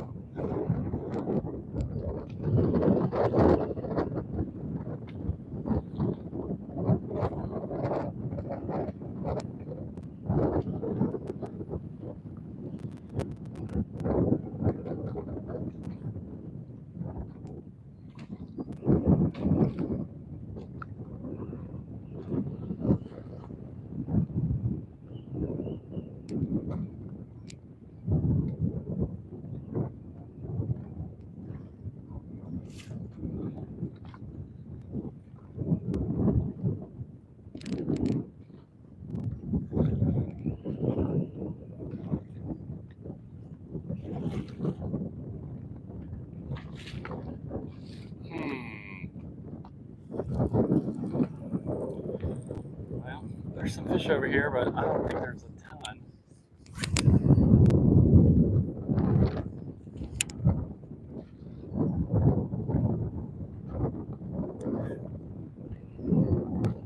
If this wind would slow down 5-10 mile an hour, I think we'd probably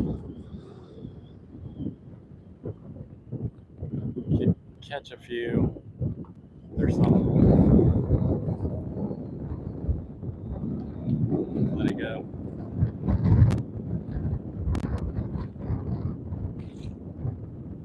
That, or it was just.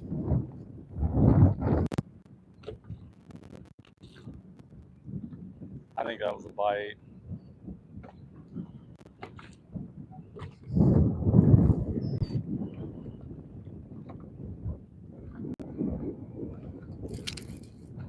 Now I'm in grass. Yeah, I think there's a nice little open spot right there.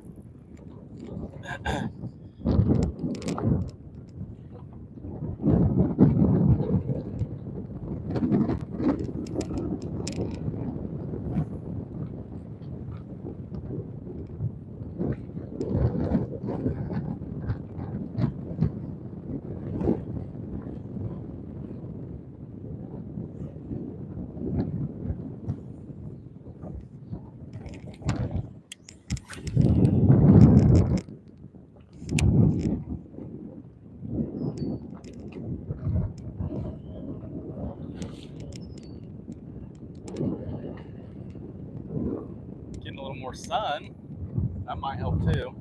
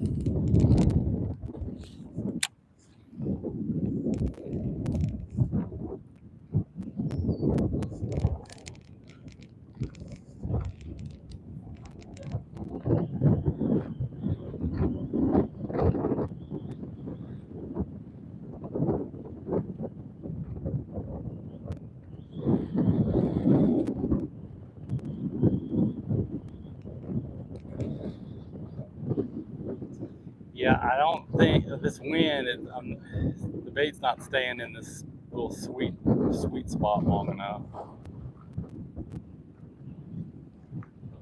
Probably can move up and wait, but I don't really want to do that.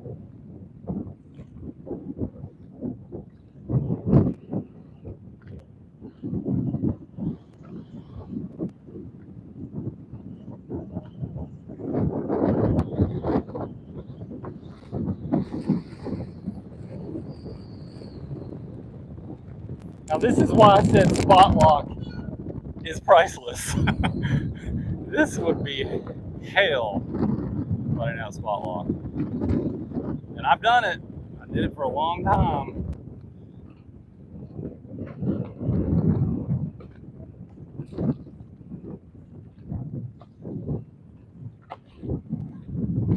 You catch a fish and you freaking have to motor all the way back to your spot. I've almost forgotten those days.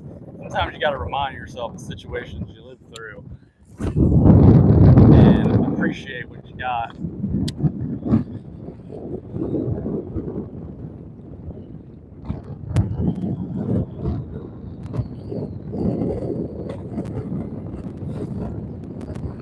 Good golly.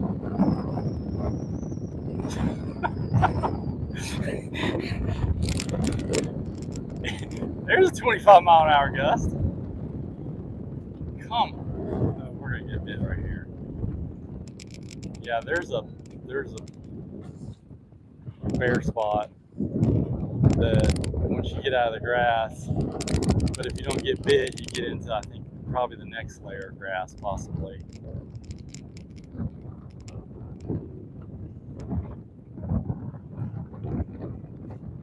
Come on, suckers. But we got bit over here, so this may just be a nice little hard area. Maybe there's some brim in here spawning.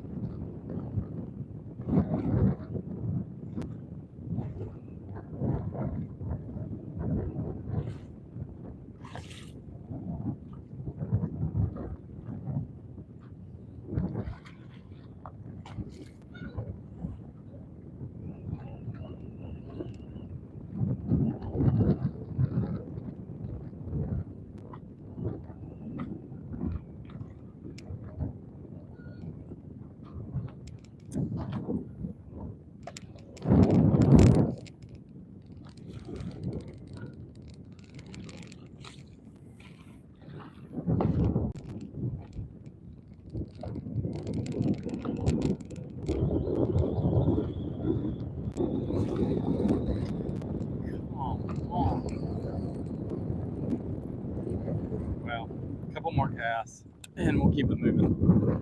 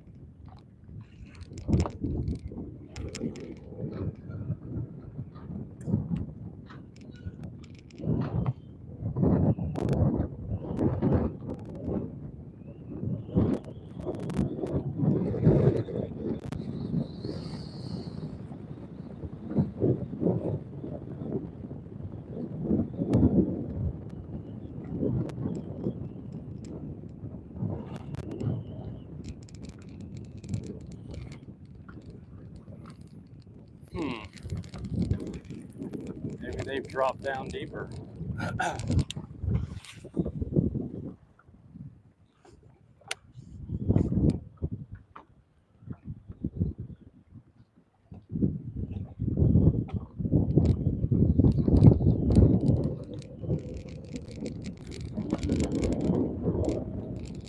So if you guys are watching, hit the like for me. I appreciate it. Obviously, if you haven't subscribed to the channel. That'd be awesome too. don't even know if you guys are gonna hear me because this wind is blowing, bro. We got whitecaps big time, and I think it's only gonna get worse.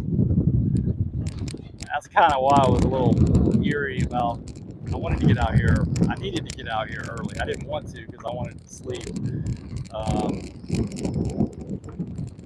was saying I got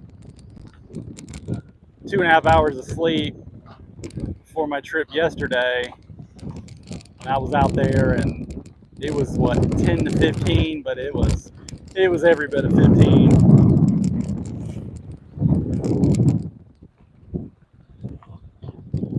And obviously, you guys know if they're biting, you don't that stuff don't affect you, but they weren't biting.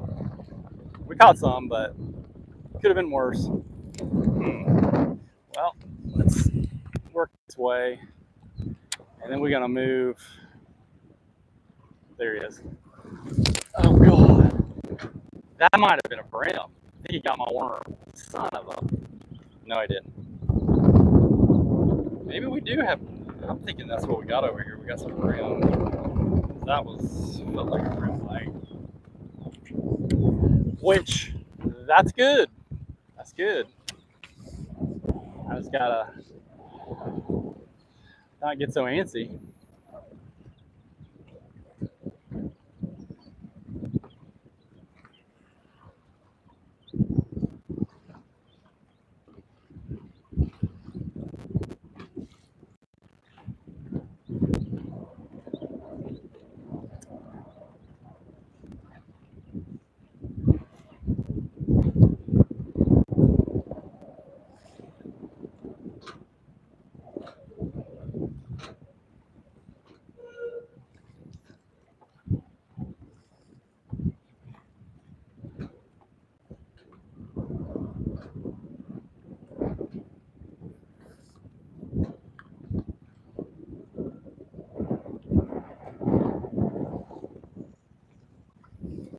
I'm really fighting not putting a Cinco on. Especially, I mean, if you know you got brim, maybe potential brim situation, that's really the way you need to go.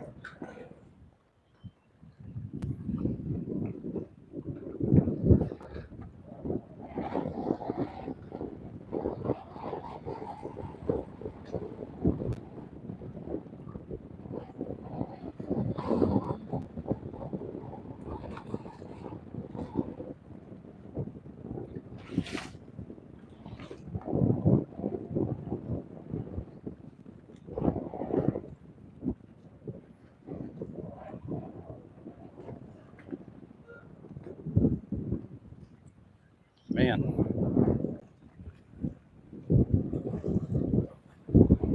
what I'd like to know, and maybe you guys know, comment if you do, like how far under, and they say it doesn't bother them, but I know it does. I mean, obviously. How far under the water surface a fish has to be to not be affected by, say, 10 to 15 mile an hour water wind. So if they're 5 feet under, they don't feel this. If they need to be 10 feet under, because they're typically not going to want to sit in this.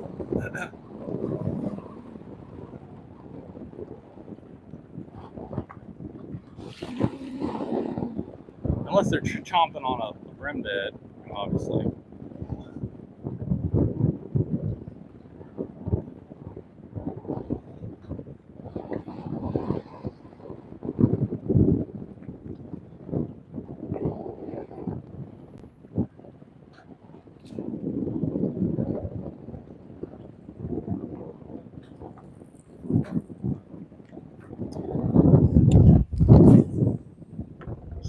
forecast this area because there's got to be a sweet earth spot.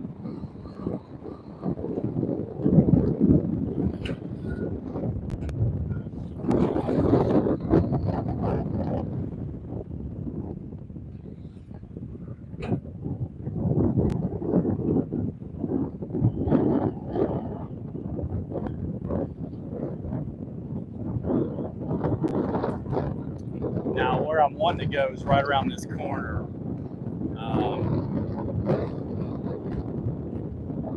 But I'm not looking forward to that move in this wind. I probably need to crank up. But then that's going to blow water all over the phone. These cords, I used to use those nylon cords, and when they get wet, they're done. So I got this plastic coated cord, and it's the same. It's wet, it's done. So I need to make some weather resistant cords.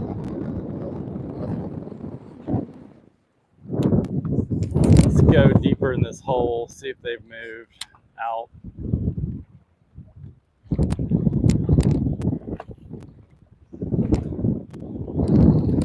This right here, and you're probably going, why is he still there? Because this is where that, your experience comes in. Like, this is a spot where you can catch 40 fish, 30 fish.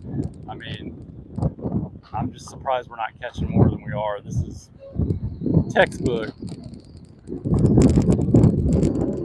where they should be sitting.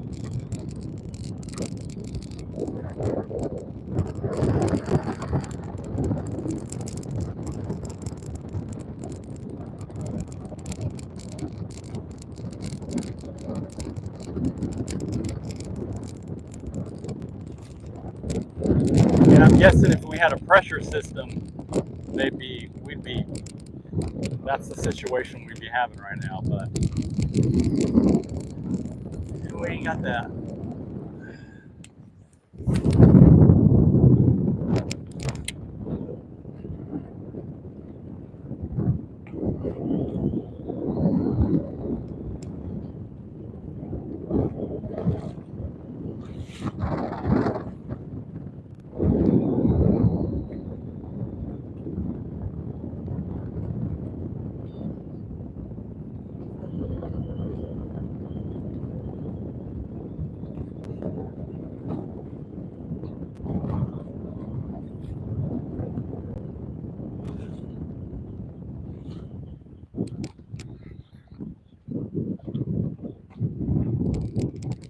Well, I guess we got all those that are going to bite. But I'm going to throw this chatterbait 3 or 4 casts. Never know, we might be able to spit one with the bite.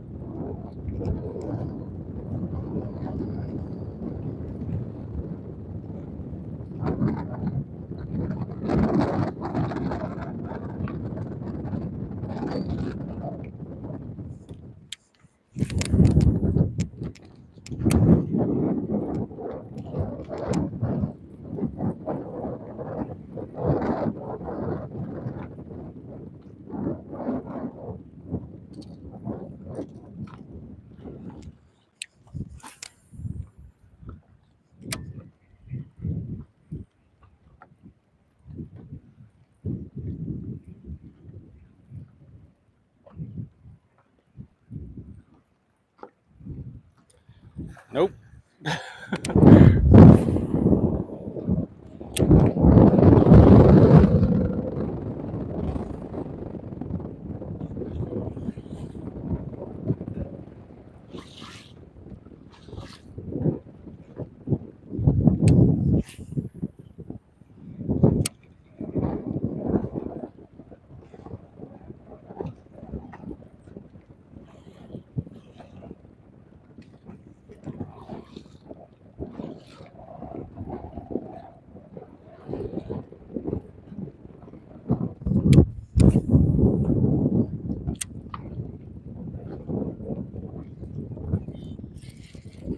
grass.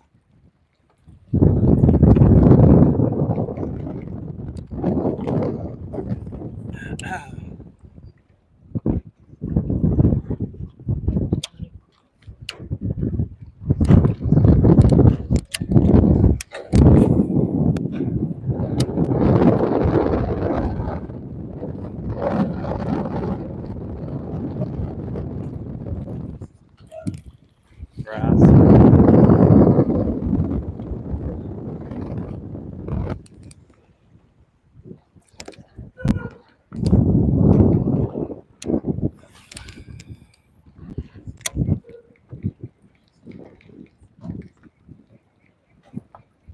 Goodness. What happened?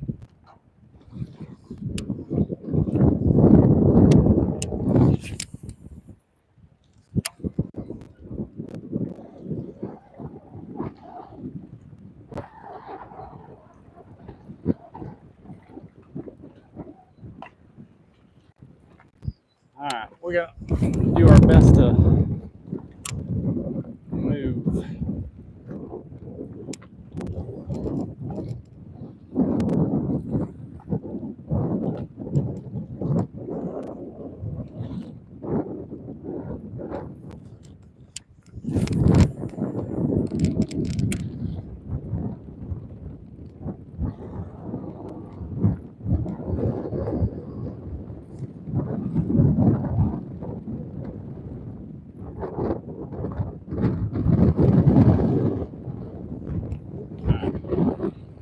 See if we can get any ground on the trolling motor first.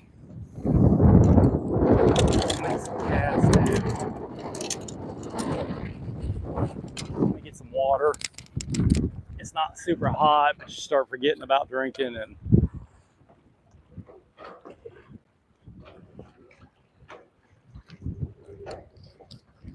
if you don't have one of these and you're fishing, get you one, man. They're great. Keep that water cold. How many we got on? We got 8. What's up, guys? Appreciate you guys getting on.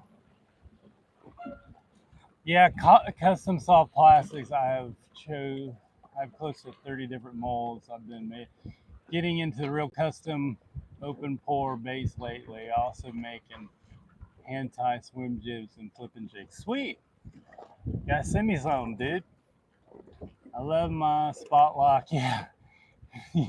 Yeah, it is. It's so, and the one thing I hate is just the delay in movement, because I could get on my cable one, which cable's been gone for a while, but not for me. And I didn't even have to look. I knew where it was. If it was positioned down, it was over there. It was there. But it's worth its weight in gold. I love my spot lock. Oh yeah. Okay, Motor Guide. It was between the Tarova and then that Motor Guide X3, maybe 5. I don't know. My boat, the other trolling motor was actually a 36 inch, but I had to get, I think this is what, the 40, 45, 48 inch I had to get in order to get spot lock. So the wind is going to be ripping in the evening on the river for the Joy Gator tournament. At least it's not hot. What river are you talking about? St. John's?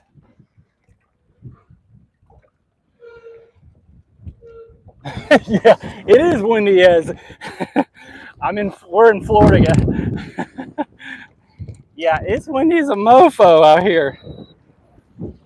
We got 15 to 25 mile an hour wind today. So not ideal, but you got to get out there when you can. So I'm gonna crank this sucker up and try not to fall out of the boat.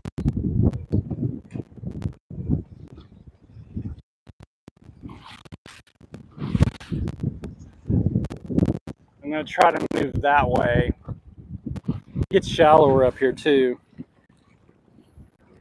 Yeah, what we've got is, I don't know how, it's hard bottom obviously because there's no grass here, or else they've maybe killed it. So there's some open area in here. It was hard back there, but I don't think it was shell hard. It was just a little bit harder.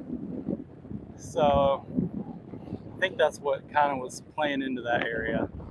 Now we're into this mucky, slimy pepper grass. So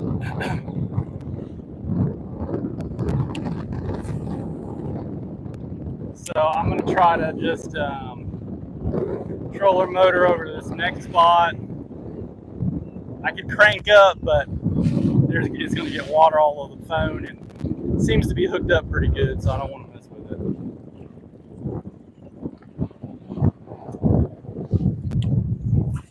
I'm going to try to stay close to the shore. I think there's less grass.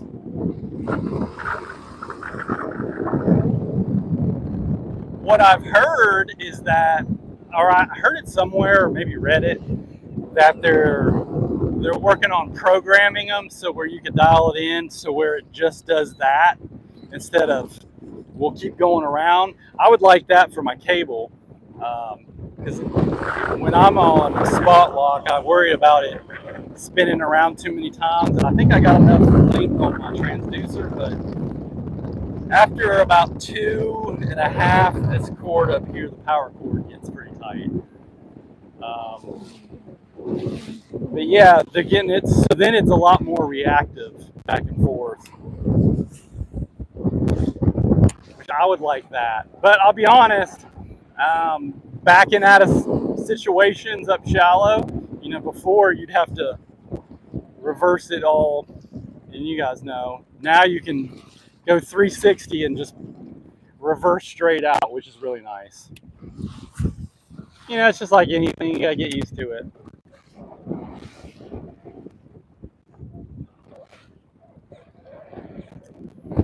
But I'd much rather have a cord, I think.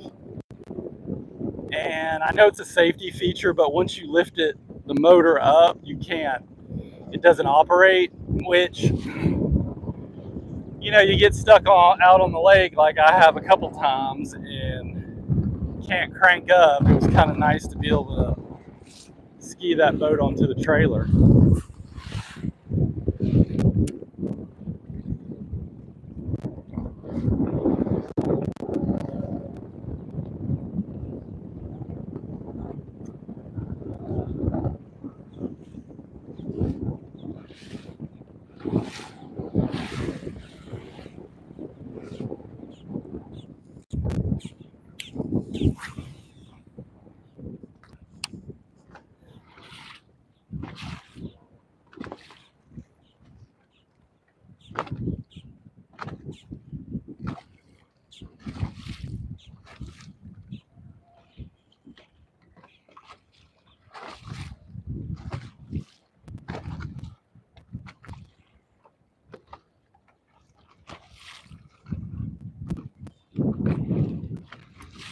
See, it's shallow here, guys. It's like 2.8, and sounds like most of you guys have been on this lake before.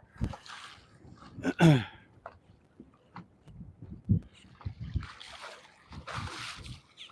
the bottom looks white. I don't know if that's sand. Now it's 2.2. That's kind of scary. I would think a lot of these fish would push bait up on here and they'd just be in here chomping, but I don't ever catch anything on this shallow stuff. But I typically don't fish it a lot either.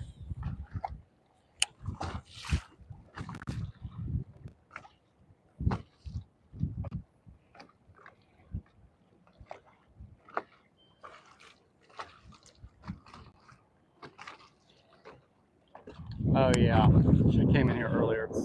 I figured this would shield some of that wind. So hopefully we got some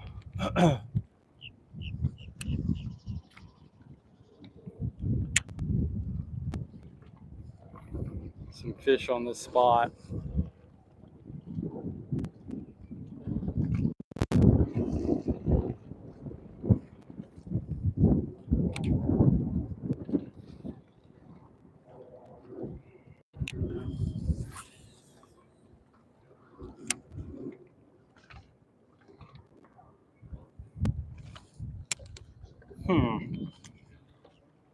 I guess I didn't mark those spots. That's stupid. had some waypoints in here.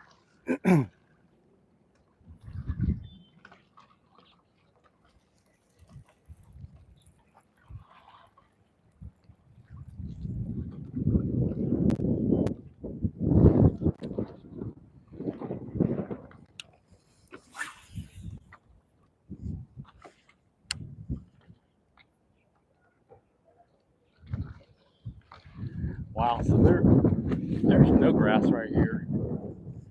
This is usually pretty grassy in here, so I don't know, maybe they sprayed in here. We got mats over here though.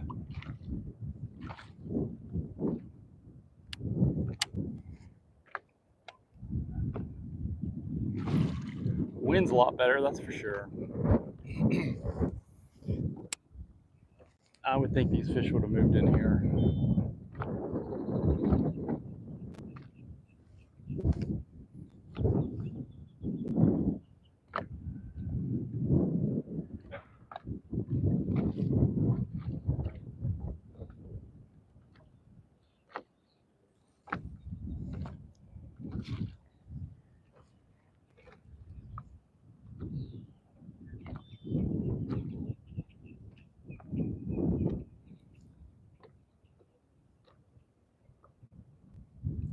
Guys, the day just got a little less exciting without the wind. That was pretty exciting out there.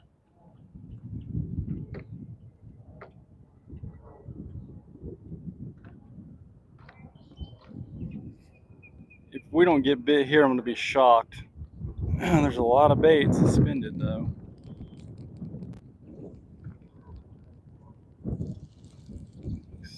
Now this is oh wow, that's grass right there. That's not bait. So here's the grass edge right here.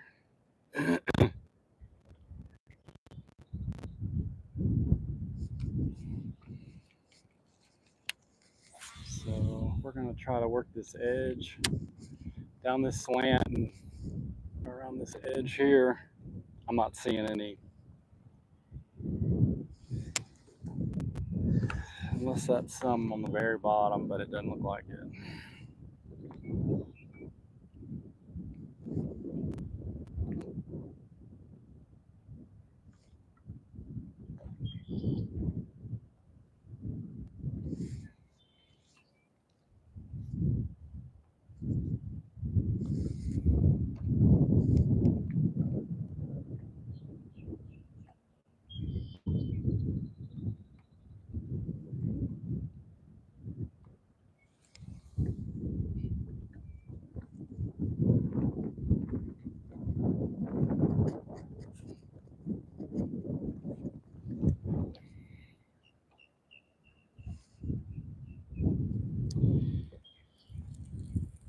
I'm not liking that. Usually I catch them back here in this, I think usually there's grass and there's some open spots. We'll have to see what it looks like.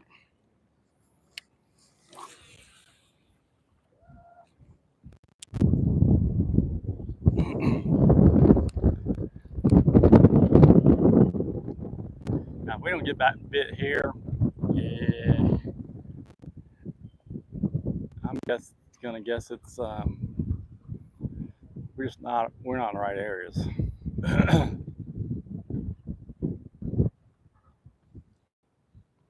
Yeah, this usually has grass out here, so they must have sprayed back here.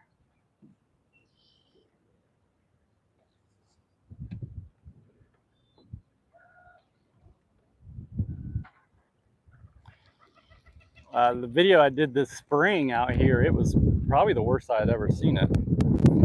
But there was a local that I was talking to. He was saying they sprayed over here, so he's right.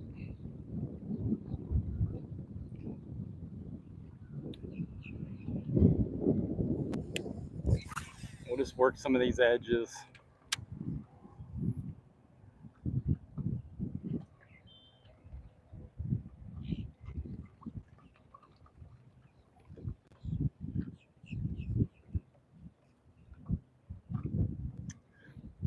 I mean, that's a beautiful drop. I mean, it drops from what, 3 feet to it was 16. It might need to just work it real slow and try to bring something over, but we should be able to find a group of fish. It's cool.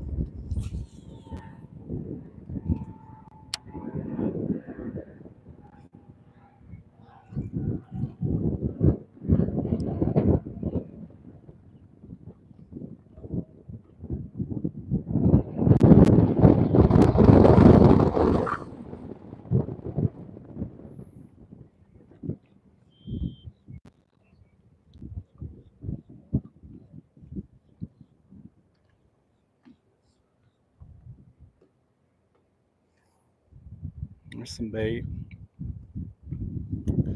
4 to 6 feet. We got a little something's ticking at it.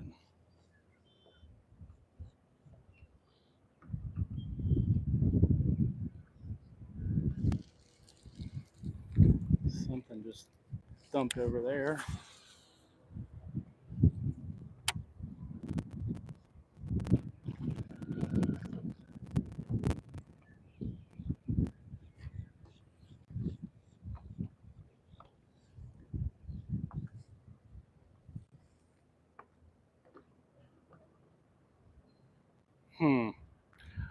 I'm really surprised we didn't get bit out there off that edge.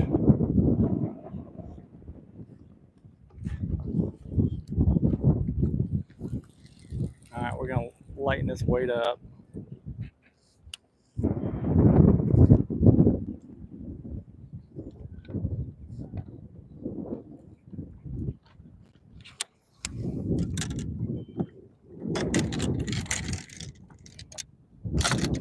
Probably could get away with a fluke in here.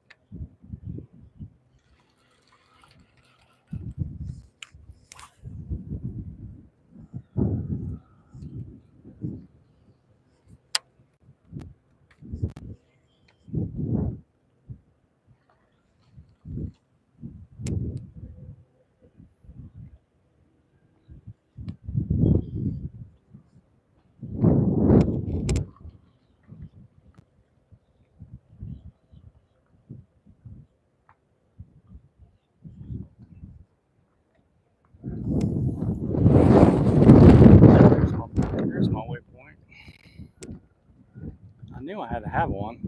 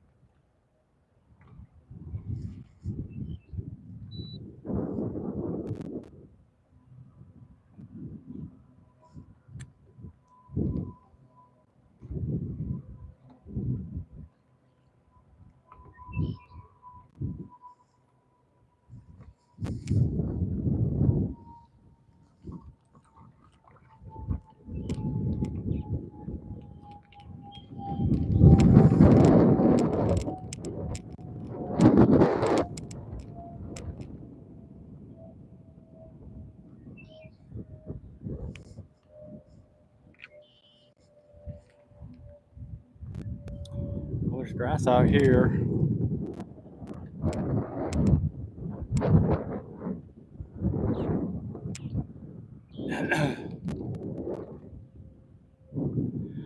I mean, come on, guys. This is ridiculous.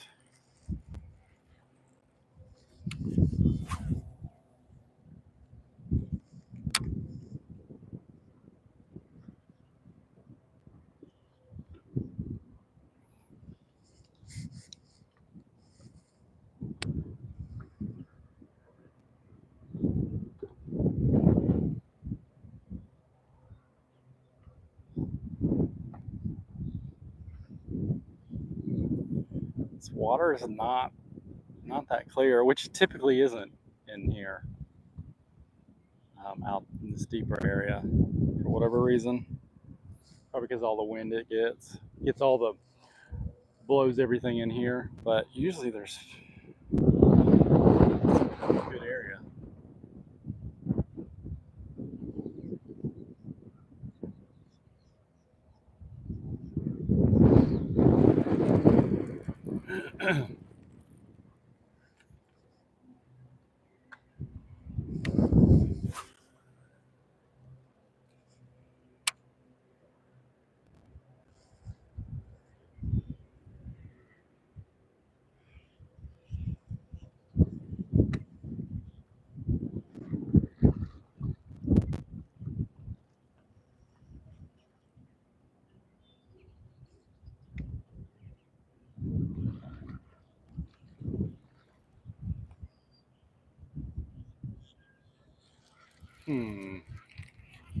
Saw a fish come up right there a little bit.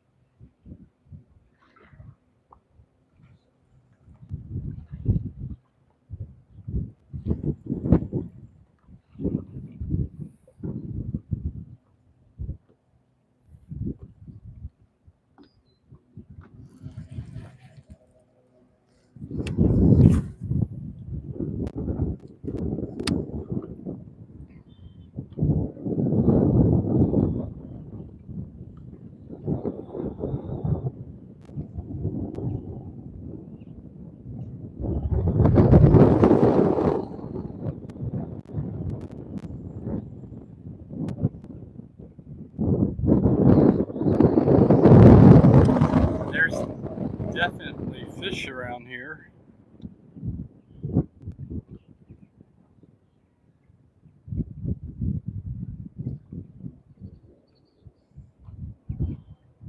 We just got to figure out how we need to be positioned.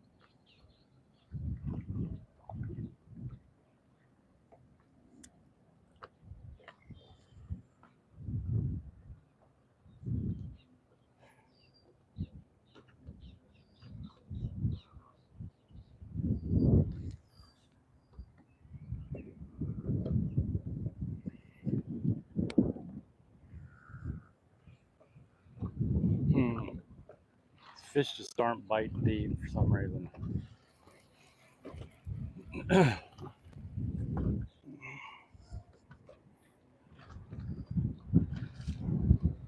So there's another, it opens up, there's a canal here, skinny canal, opens up to another lake. I've never been in there.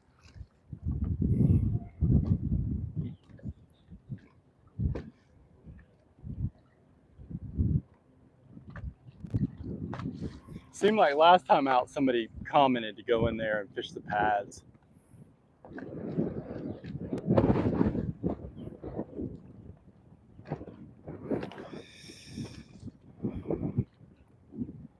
Yeah, I guess they've treated this grass, so we're gonna fish probably.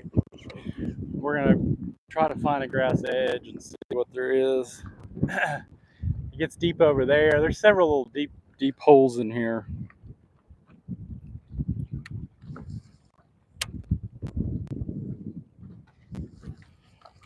So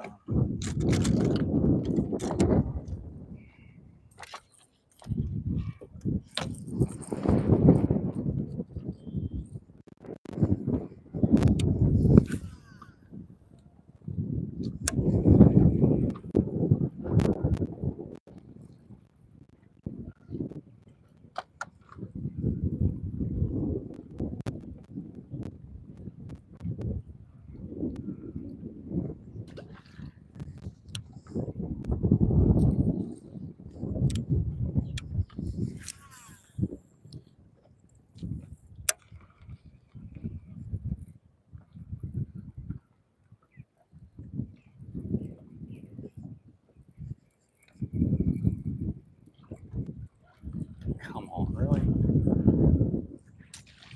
A lot of floating crap.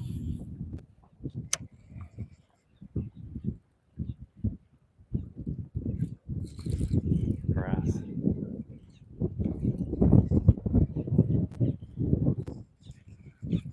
Yeah, I don't know if it's floating grass or if that's submerged.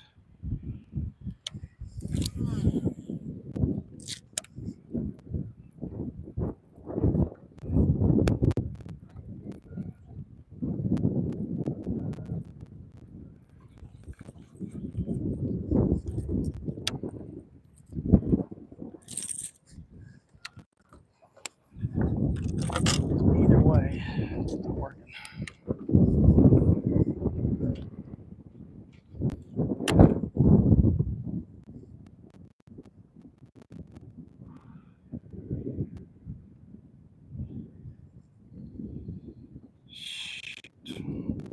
We're gonna snip this worm down.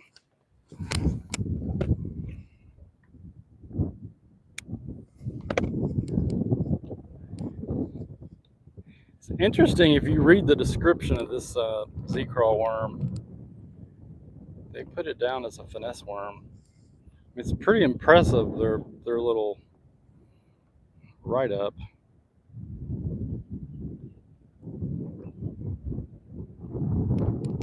It is pretty soft too. Bass will hit it in any mood, guys. Any mood. So we're gonna see any mood if they're gonna hit it.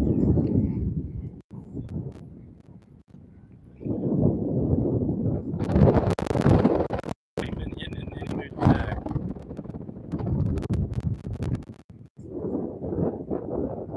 Good Lord, there's a lot of bait over here.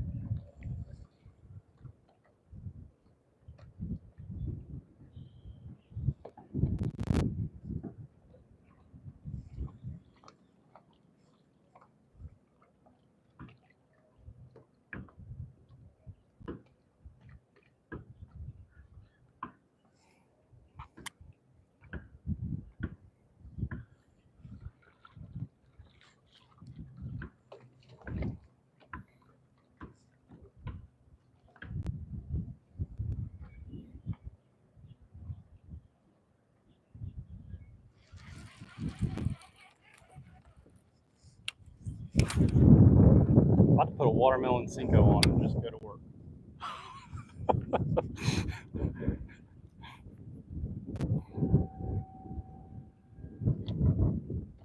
They don't hit that Mardi Gras Cinco, time to go home.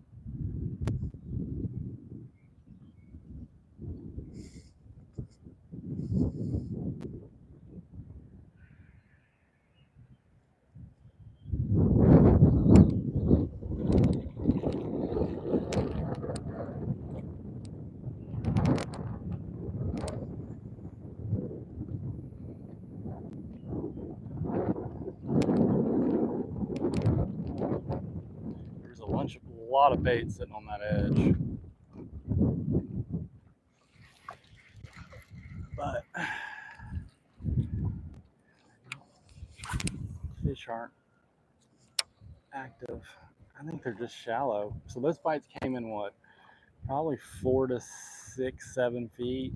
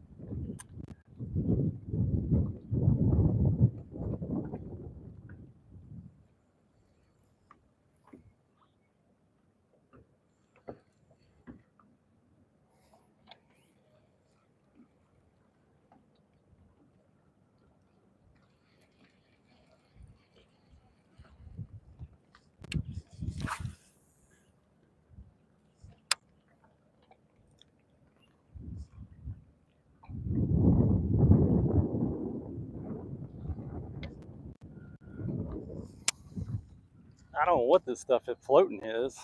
Doesn't look like eelgrass blooms. I don't know what it is.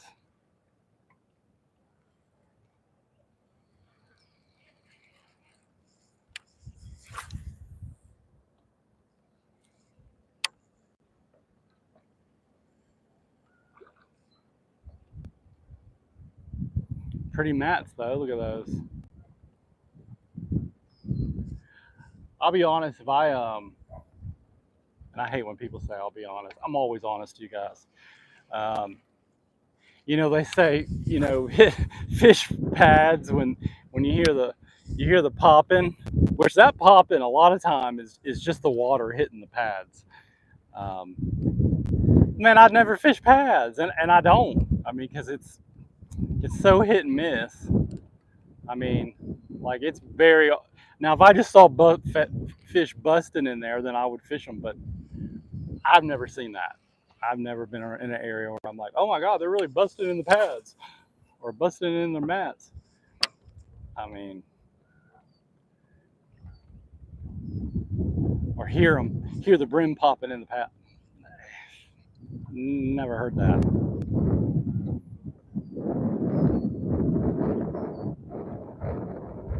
It definitely looks like there's some lanes in those mats, but and I'm sure there's fish in it, and they may be in it, but to only fish it if you hear them and see it.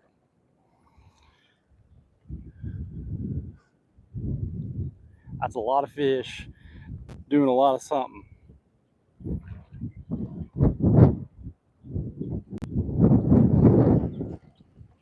So now we're pretty deep right here. I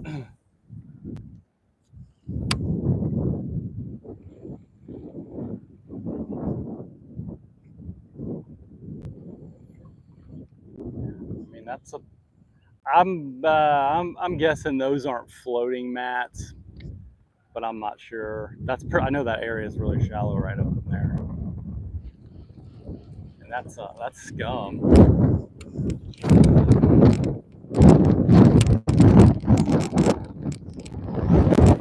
Since I said that, we're gonna get an explosion on the Z-Crawl.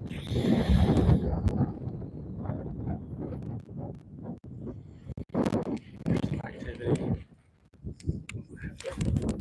Pick up the fluke.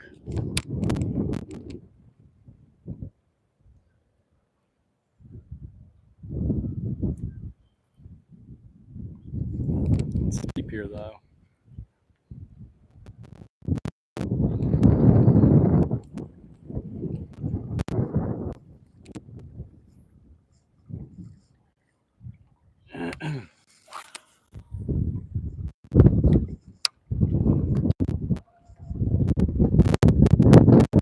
I don't know. We don't get a bite over here. I'm lost. This is, to me, this area right here is like the no-brainer area. If you want to catch fish, just come in here. Oh, snap. My legs are gone. Son of a gun.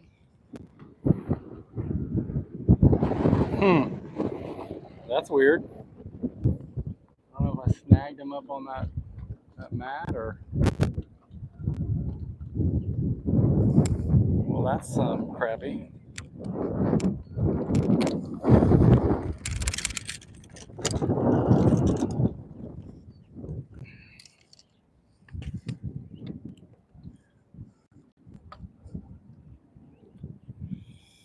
Let's go with the bait, the only bait that's got a bite today.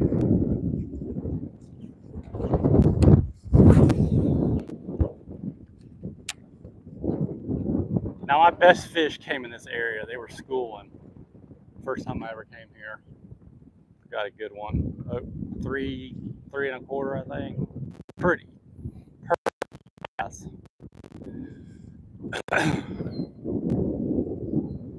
There's a lot more grass.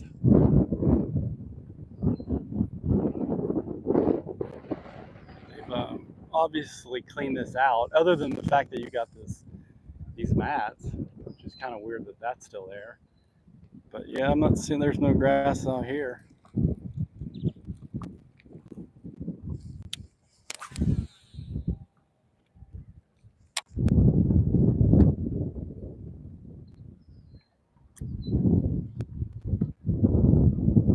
There's something. Good gar.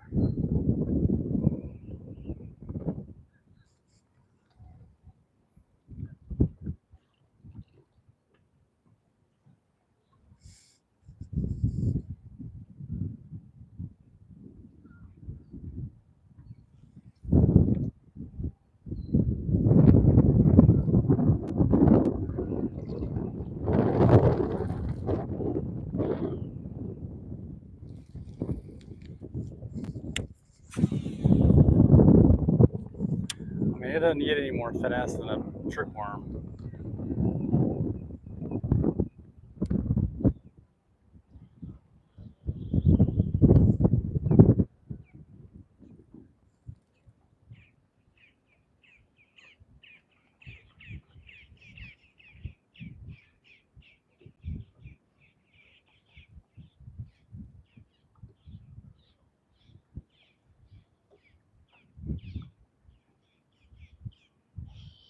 Yeah, I don't know what this hay grass, I don't know what this crap is. It's kind of weird. There's that pond weed heard about.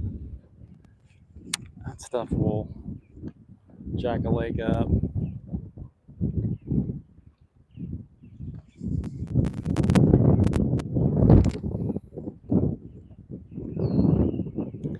Dude, what in the world?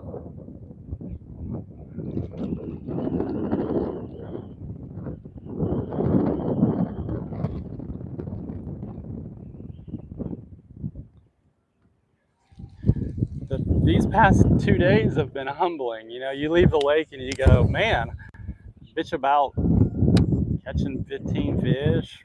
And then you just go out and catch 5 or 6 and you're just like, Man, be happy.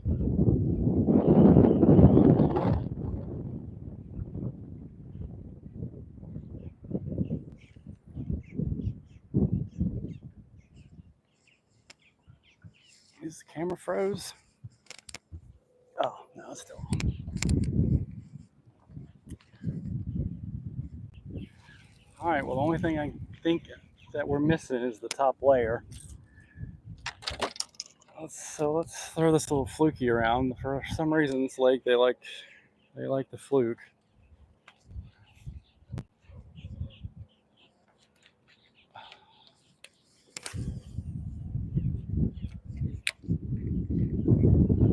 I don't fish it a lot, but I was told about this lake, and man, it's like a good bait.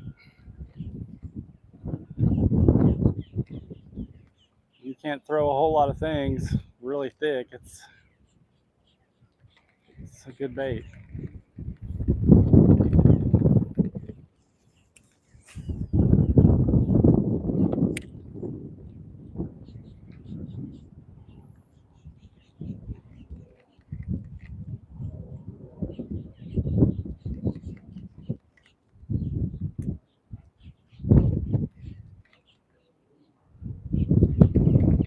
This water's not clear though.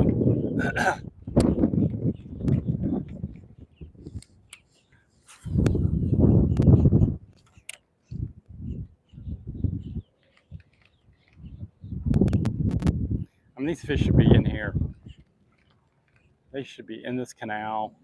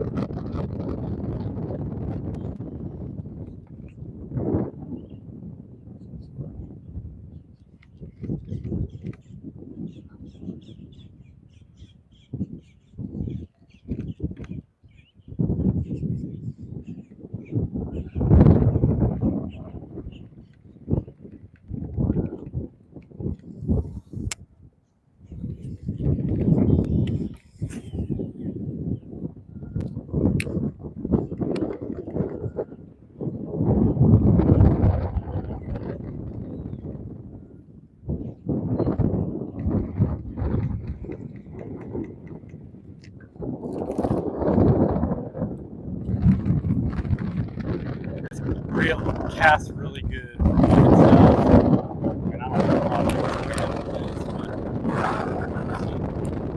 the problem is the drag is garbage. All these older reels, drag systems suck. Because they're built for, I mean, back in the day, you were throwing mono for sure. You weren't throwing heavy mono. I wasn't.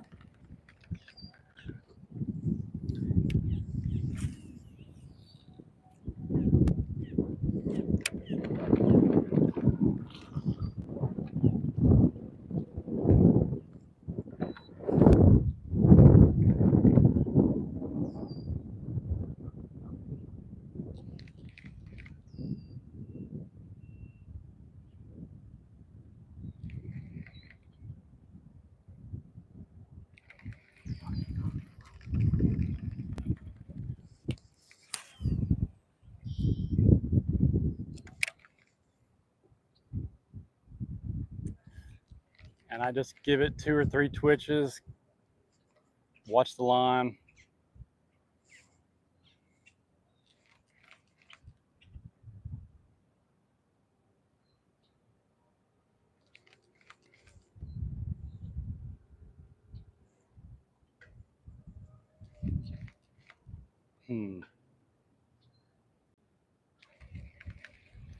But it's a slow way of fishing it. When they're on it, it's fun. I mean, it's just like anything when you're catching them. But for me, it's kind of slow.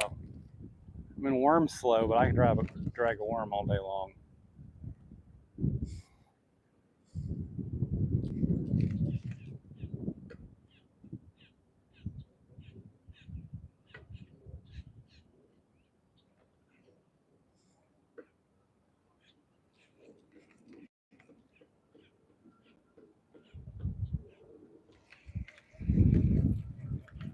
And y'all know I can throw a chatterbait all day long. I mean, to me, it's basically a weedless crankbait. I can throw a crankbait too, but it's hard to do that down here.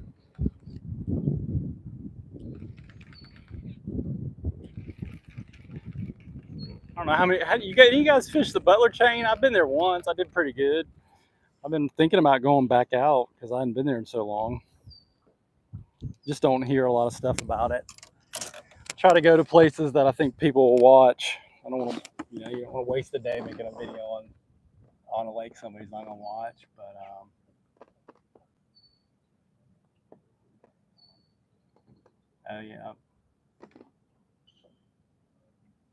yeah, St. John's in Geneva. Key Largo, Mike Fletcher. I plan on fishing the Econ River off of St. John's next time I'm up their way. How's the fishing there? Those pads up the canal are usually a good morning topwater bite. Never had much luck there after the morning. Key Largo Lake down, yeah, the Butler chain is pretty decent for me. Yeah, that's actually when I fished that. I got like a 4, 6, or 7 my first time out in. No, it was a Louisa. I think it was a Louisa. And then caught several in Butler, and it was a fun day. I didn't have a lot of know of that lake, but I knew about Shack's area, so I fished that. But I was catching them on traps. What else? I can't even remember what else I threw, but I was catching them on DT10, so that was awesome. And then we moved to another area around that island, caught some on a different crankbait deep, and then we moved into a cut. We were catching them on flukes. You could see them. Becky was with me, but that ramp, you got to walk. She was with me, so I didn't mind, but there were so many people.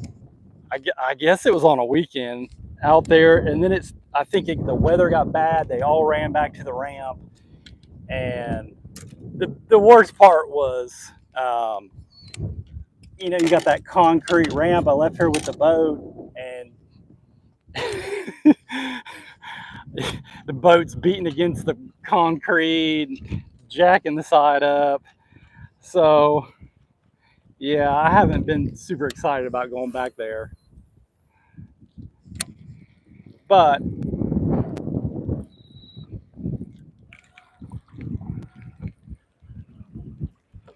I might go back there. I don't, people don't talk about it. I'm sure there's a bunch of tournaments out there, but not big ones.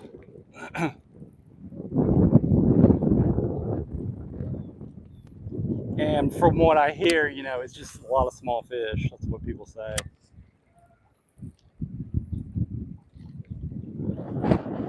Which is fine.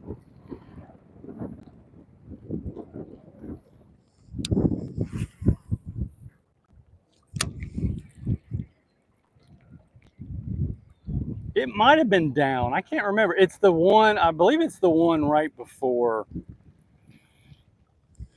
I think we went through 3 or 4 lakes from the ramp to Butler. It's the one right before Butler. Ooh, there he is. There he is. Oh man. God, he felt like it. He wasn't that big, but he sure did stop me. Dang. Old Chatterbug. Son of a gun. Dude, locked me up too. That's crazy. We're in 15 feet of water too. Came up and got that.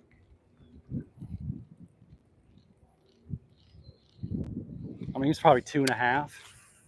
He looked like a lot of head. Man.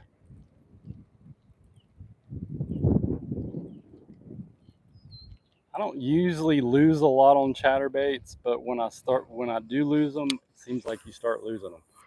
You're just not hitting it good.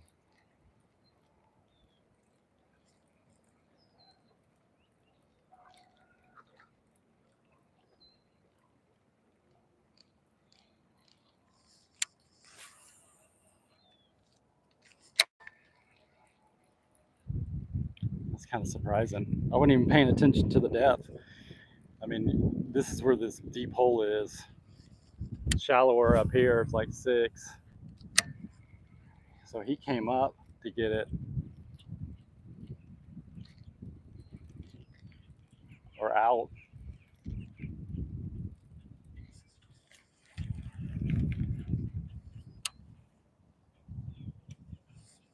Well, you hate to lose fish like that when you're not getting a lot of bites, but I mean, I'm not fishing for money or anything, so.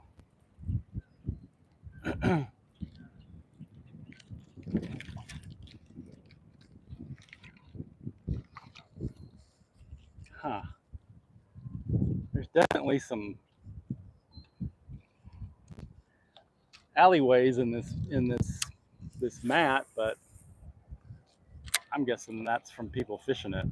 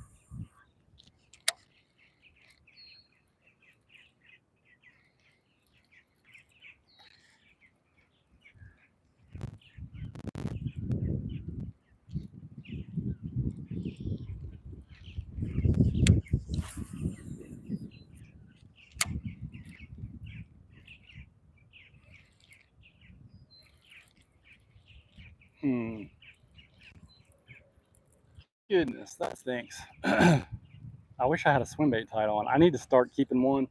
It's not something I've really got into fishing, but and I don't know why. I mean, it's just everybody throws them. It's perfect bait for Florida. I just don't throw them a lot.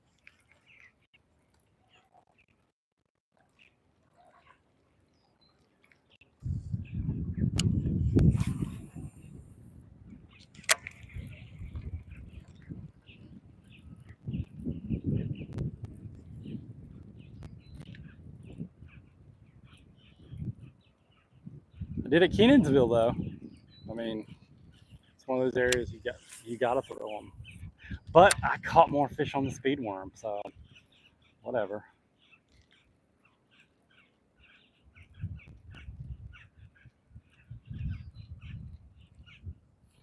And I guess because the rod I have set up for it has braid, but most applications, well, actually, I got a rod set up for like deeper swim baits, and I need to put heavier line on it. I don't love the rod, so I don't opt for it as much. I always have it, and then my shallow one has braid, and most of the time I'm not fishing like shallow heavy cover, so. Or I got it. I'm using it for flipping stuff, but I don't think I'll be flipping um, anytime soon.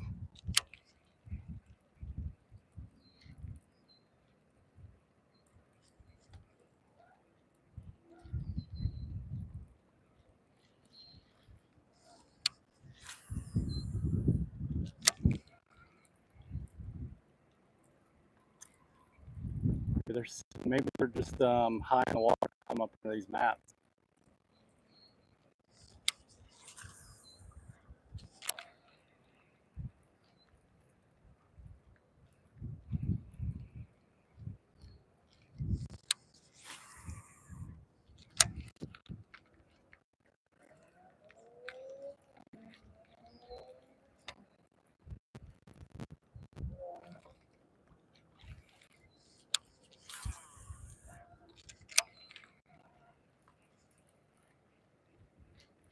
I think those are floating. This would be a good stuff to flip. Now I'd flip this. You got 18 feet of water.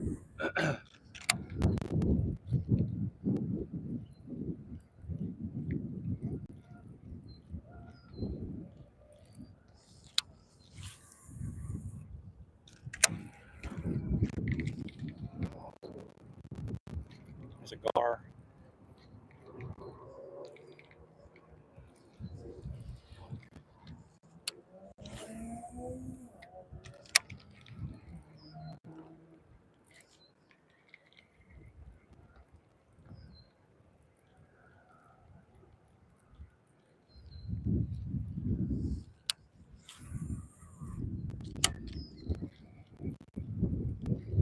I think I flipped those pads over there like 20, 30 minutes. Never got a bite.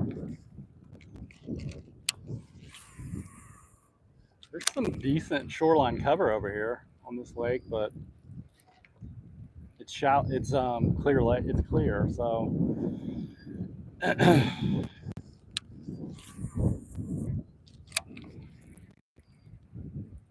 there's deep water. I'm usually going to fish deep.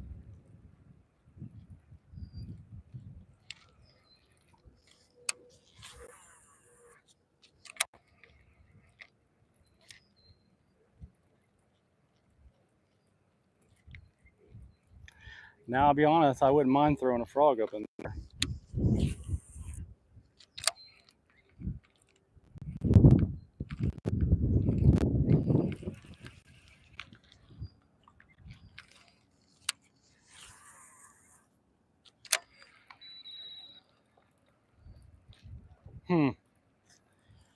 Damn hard to get a bite, guys.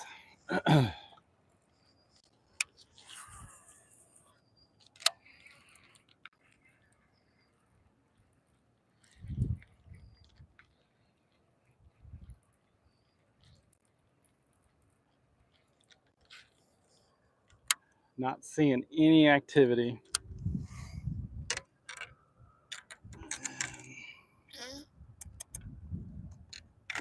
Nada.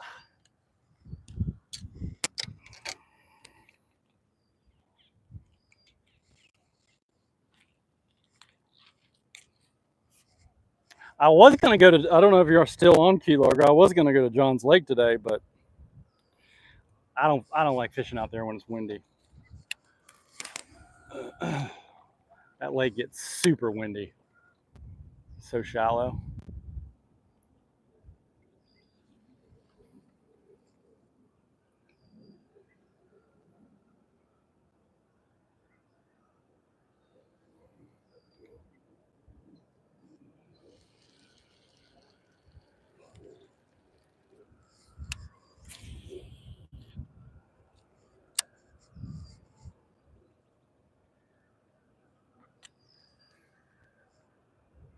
That area, there's some good structure over there, but I never caught anything back that way.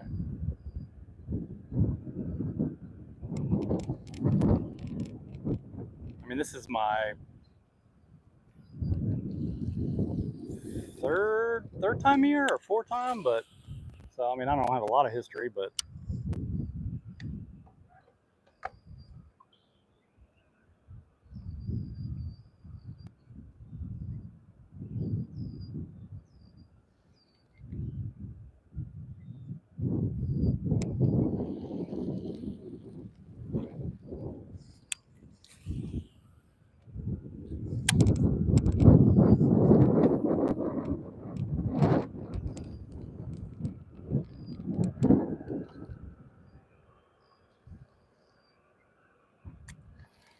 you know, the reality of this is where all that that fry and bait will get tucked around these. Even offshore, I usually will catch fish around one of those floating clumps because that bait just kind of hangs around that to keep protected, and those fish will just kind of hang around those floating patches. I'll be honest, I mean that's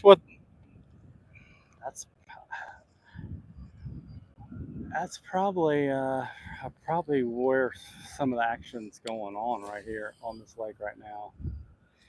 If you watch the follow the pros, I mean that's what they're doing.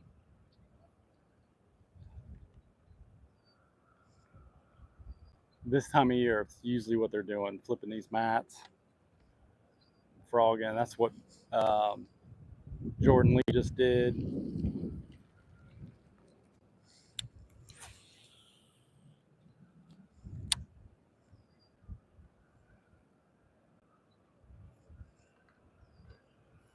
But you can't do it all, You can't do it all. You can if you want. And I'd say that's why Jacob Wheeler's so good. He's got it all tied on. It's all ready to go. And he does it all. He doesn't stay with one thing very long.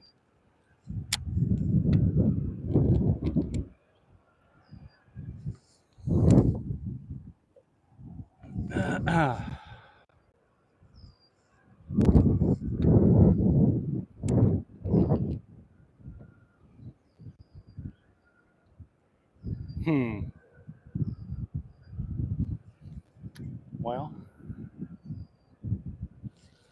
what time is it? 11:44. We are not staying a whole lot longer because I got the side-eye look last night when I came home and laid down.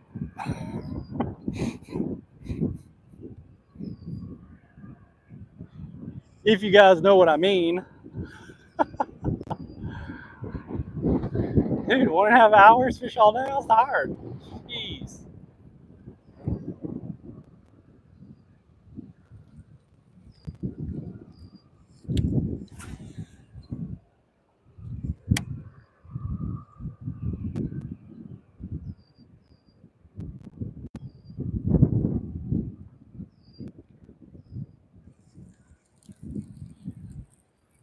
Yeah, it's ripping out there too. These fish should be in here, out of that. I would think. But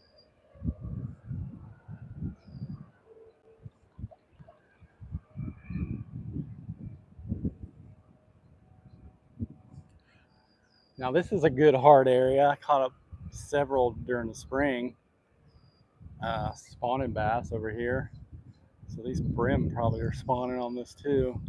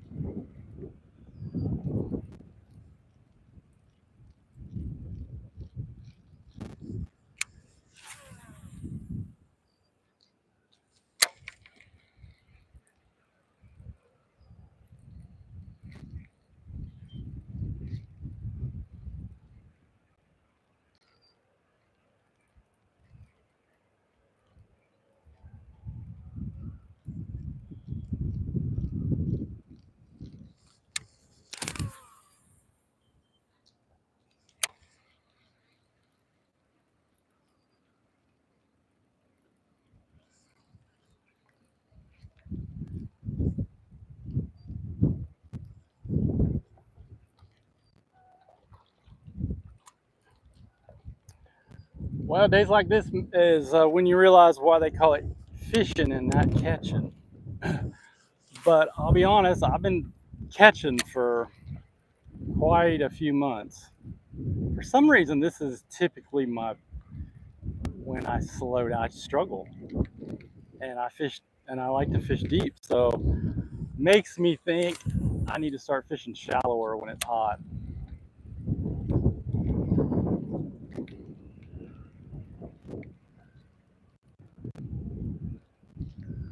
My instincts just say deep, go deep, because that's, my history. There is something. It's that tilapia. And I get on good bags, but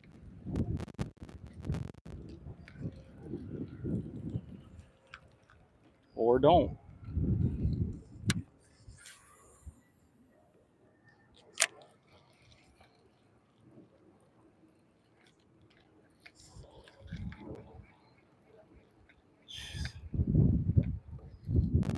What's going on? These fishies today. Actually, last time out was probably my better day on this lake.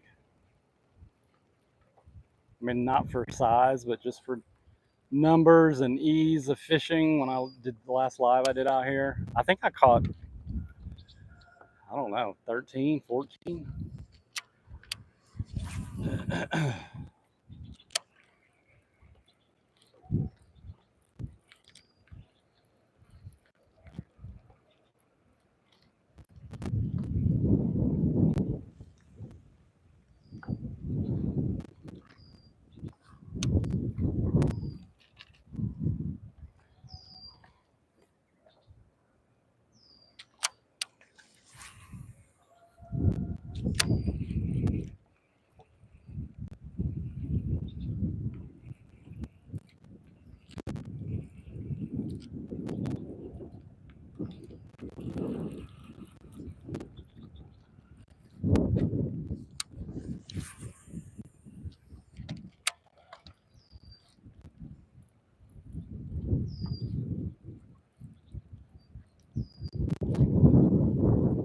Good Lord, there's something. I think that's a bass. I think that was a bass. I don't know. It's too white to be a bass. Shaped like a bass, but colored like a tilapia. It's probably a tilapia. You would think these fish would be sitting right inside this funnel right here.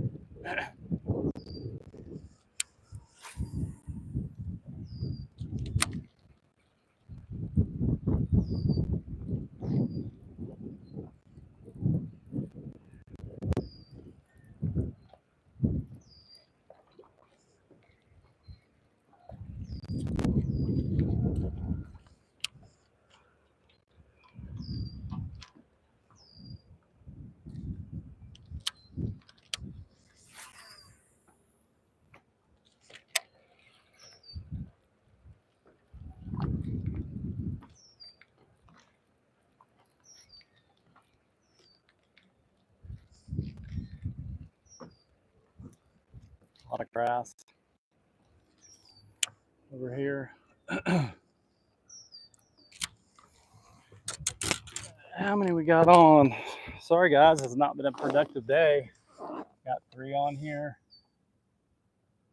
Those pads up the canal are usually a good one top or lake down is in the Butler chain is Shack's area is so overfished thanks to YouTube.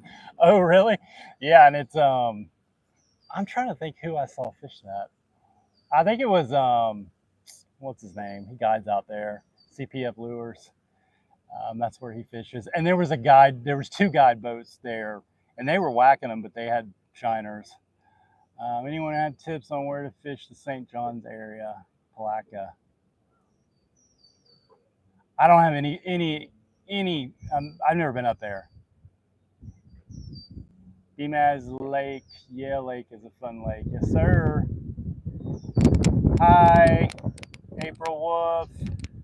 Are you fishing? Yep, we're fishing in Orlando, Florida on Lake Fairview. Now, I'll be honest, I mean, it's over now, but the guy that won it, and then, what's his name? They won it on, what is it? Sand Lake, Salt Lake. I don't know if Crescent, because I did a little, I was looking at it, because a buddy of mine has a place in Crescent City. And then I was like, I didn't realize where it was. Crescent Lake is right there, St. John's, and that's where Scott Martin and them we're staying. But Sand Lake, Lot Lake, whatever that area is where one of the two brothers won it. That water's super clear down there. They were spawning like a month ago. It's freaking awesome. Sight fishing. Right at that dead end, it's salt something, salt sand something. Looks like just like a place where people go to canoe and kayak, and like Quick Kaiba Springs. Fish just came up right there. But yeah, if you watch Scott Martin's video on there, what's his name? The dude from North Carolina. He was up there, and he was in the top. I think he finished in the 10th spot. It's a good dude. He let one of the brothers have it.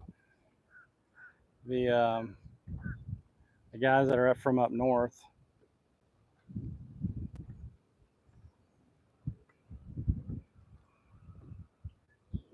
That's pretty cool of him. He was in 10th, and he was way behind him, but he caught some freaking monsters spawning that lake, late. And I'm a firm believer that's true. The big ones, they go spawn first thing, and then they wait towards the end, and then they spawn again. But man, as hot as it is, and I don't know what the water temperature was up there, but they were shallow water, clear water. They were spawning. So people that say, "Oh, October, it's not cold enough," dude, these fish hold those eggs. They can hold them for a whole year and wait till next season to spawn, I believe. And temperature gets right in October, they'll spawn. Now, what makes the males get up there and start making beds, I have no idea.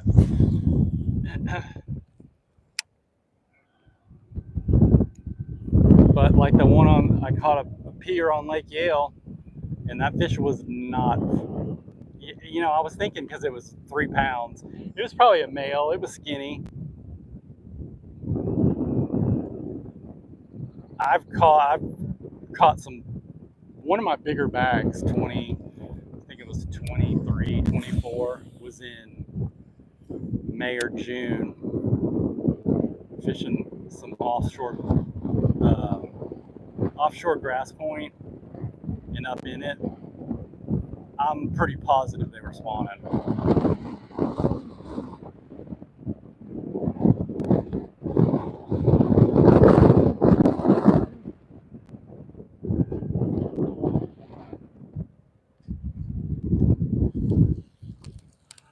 Well, like I said, not the day we wanted, but I appreciate all you guys that joined me. I try to avoid days like this, unless we're just going to go out and do a little fun fishing, see if we can run into any offshore. Try to obviously keep the content up for you guys. We're almost at 900, just short away, so 1,000 is the goal. We got to get there. So hopefully we'll get there soon. But I appreciate you guys hanging in with me, fishing with me. Not a productive day, kind of a crappy day, but it's still fun getting out, fishing some worms on the bottom. Hey, thank you, April, for subscribing. Where are you from? Salt Springs, yeah. You're exactly right. Anybody know anything about that Lake Crescent? Because Scott told, God, I can't remember. I'm blanking on their names. the dude from Alabama. He said, if you go there, you'll catch 2 big ones and 3 3-pounders. So I don't know. I guess that lake, if you catch them, they're big. But he said he started there early for the shad spawn and didn't get any. Yeah, Matt area, yeah. So I'm guessing that's over. Full moon's Friday. There's an old timer told me, and he's just talking, but he said, there's a bass spawning on every lake you go to. Maybe at least one. I don't know. But I'm a firm believer, kind of October to June. Most people say December to May, and maybe where you have a large population, but I'm almost positive in October I've caught them spawning. That one of my videos on Popka, there was a fish. It was a bloody tail, everything, October. And then another lake, peeing in one shallow area, they were spawning. And like they say, if they miss the spawn, they'll carry their eggs that full year till the temperature's right again. So they do it. And those big ones, I think they spawn early, but they don't spawn completely out. And then they do another wave probably later, because then they're sure to have a successful offspring. But thanks for tuning in, guys. I really appreciate it. Hit that thumbs up on your way out, and please subscribe if you haven't. And we will see you next time on Bmaz Fishing. We out.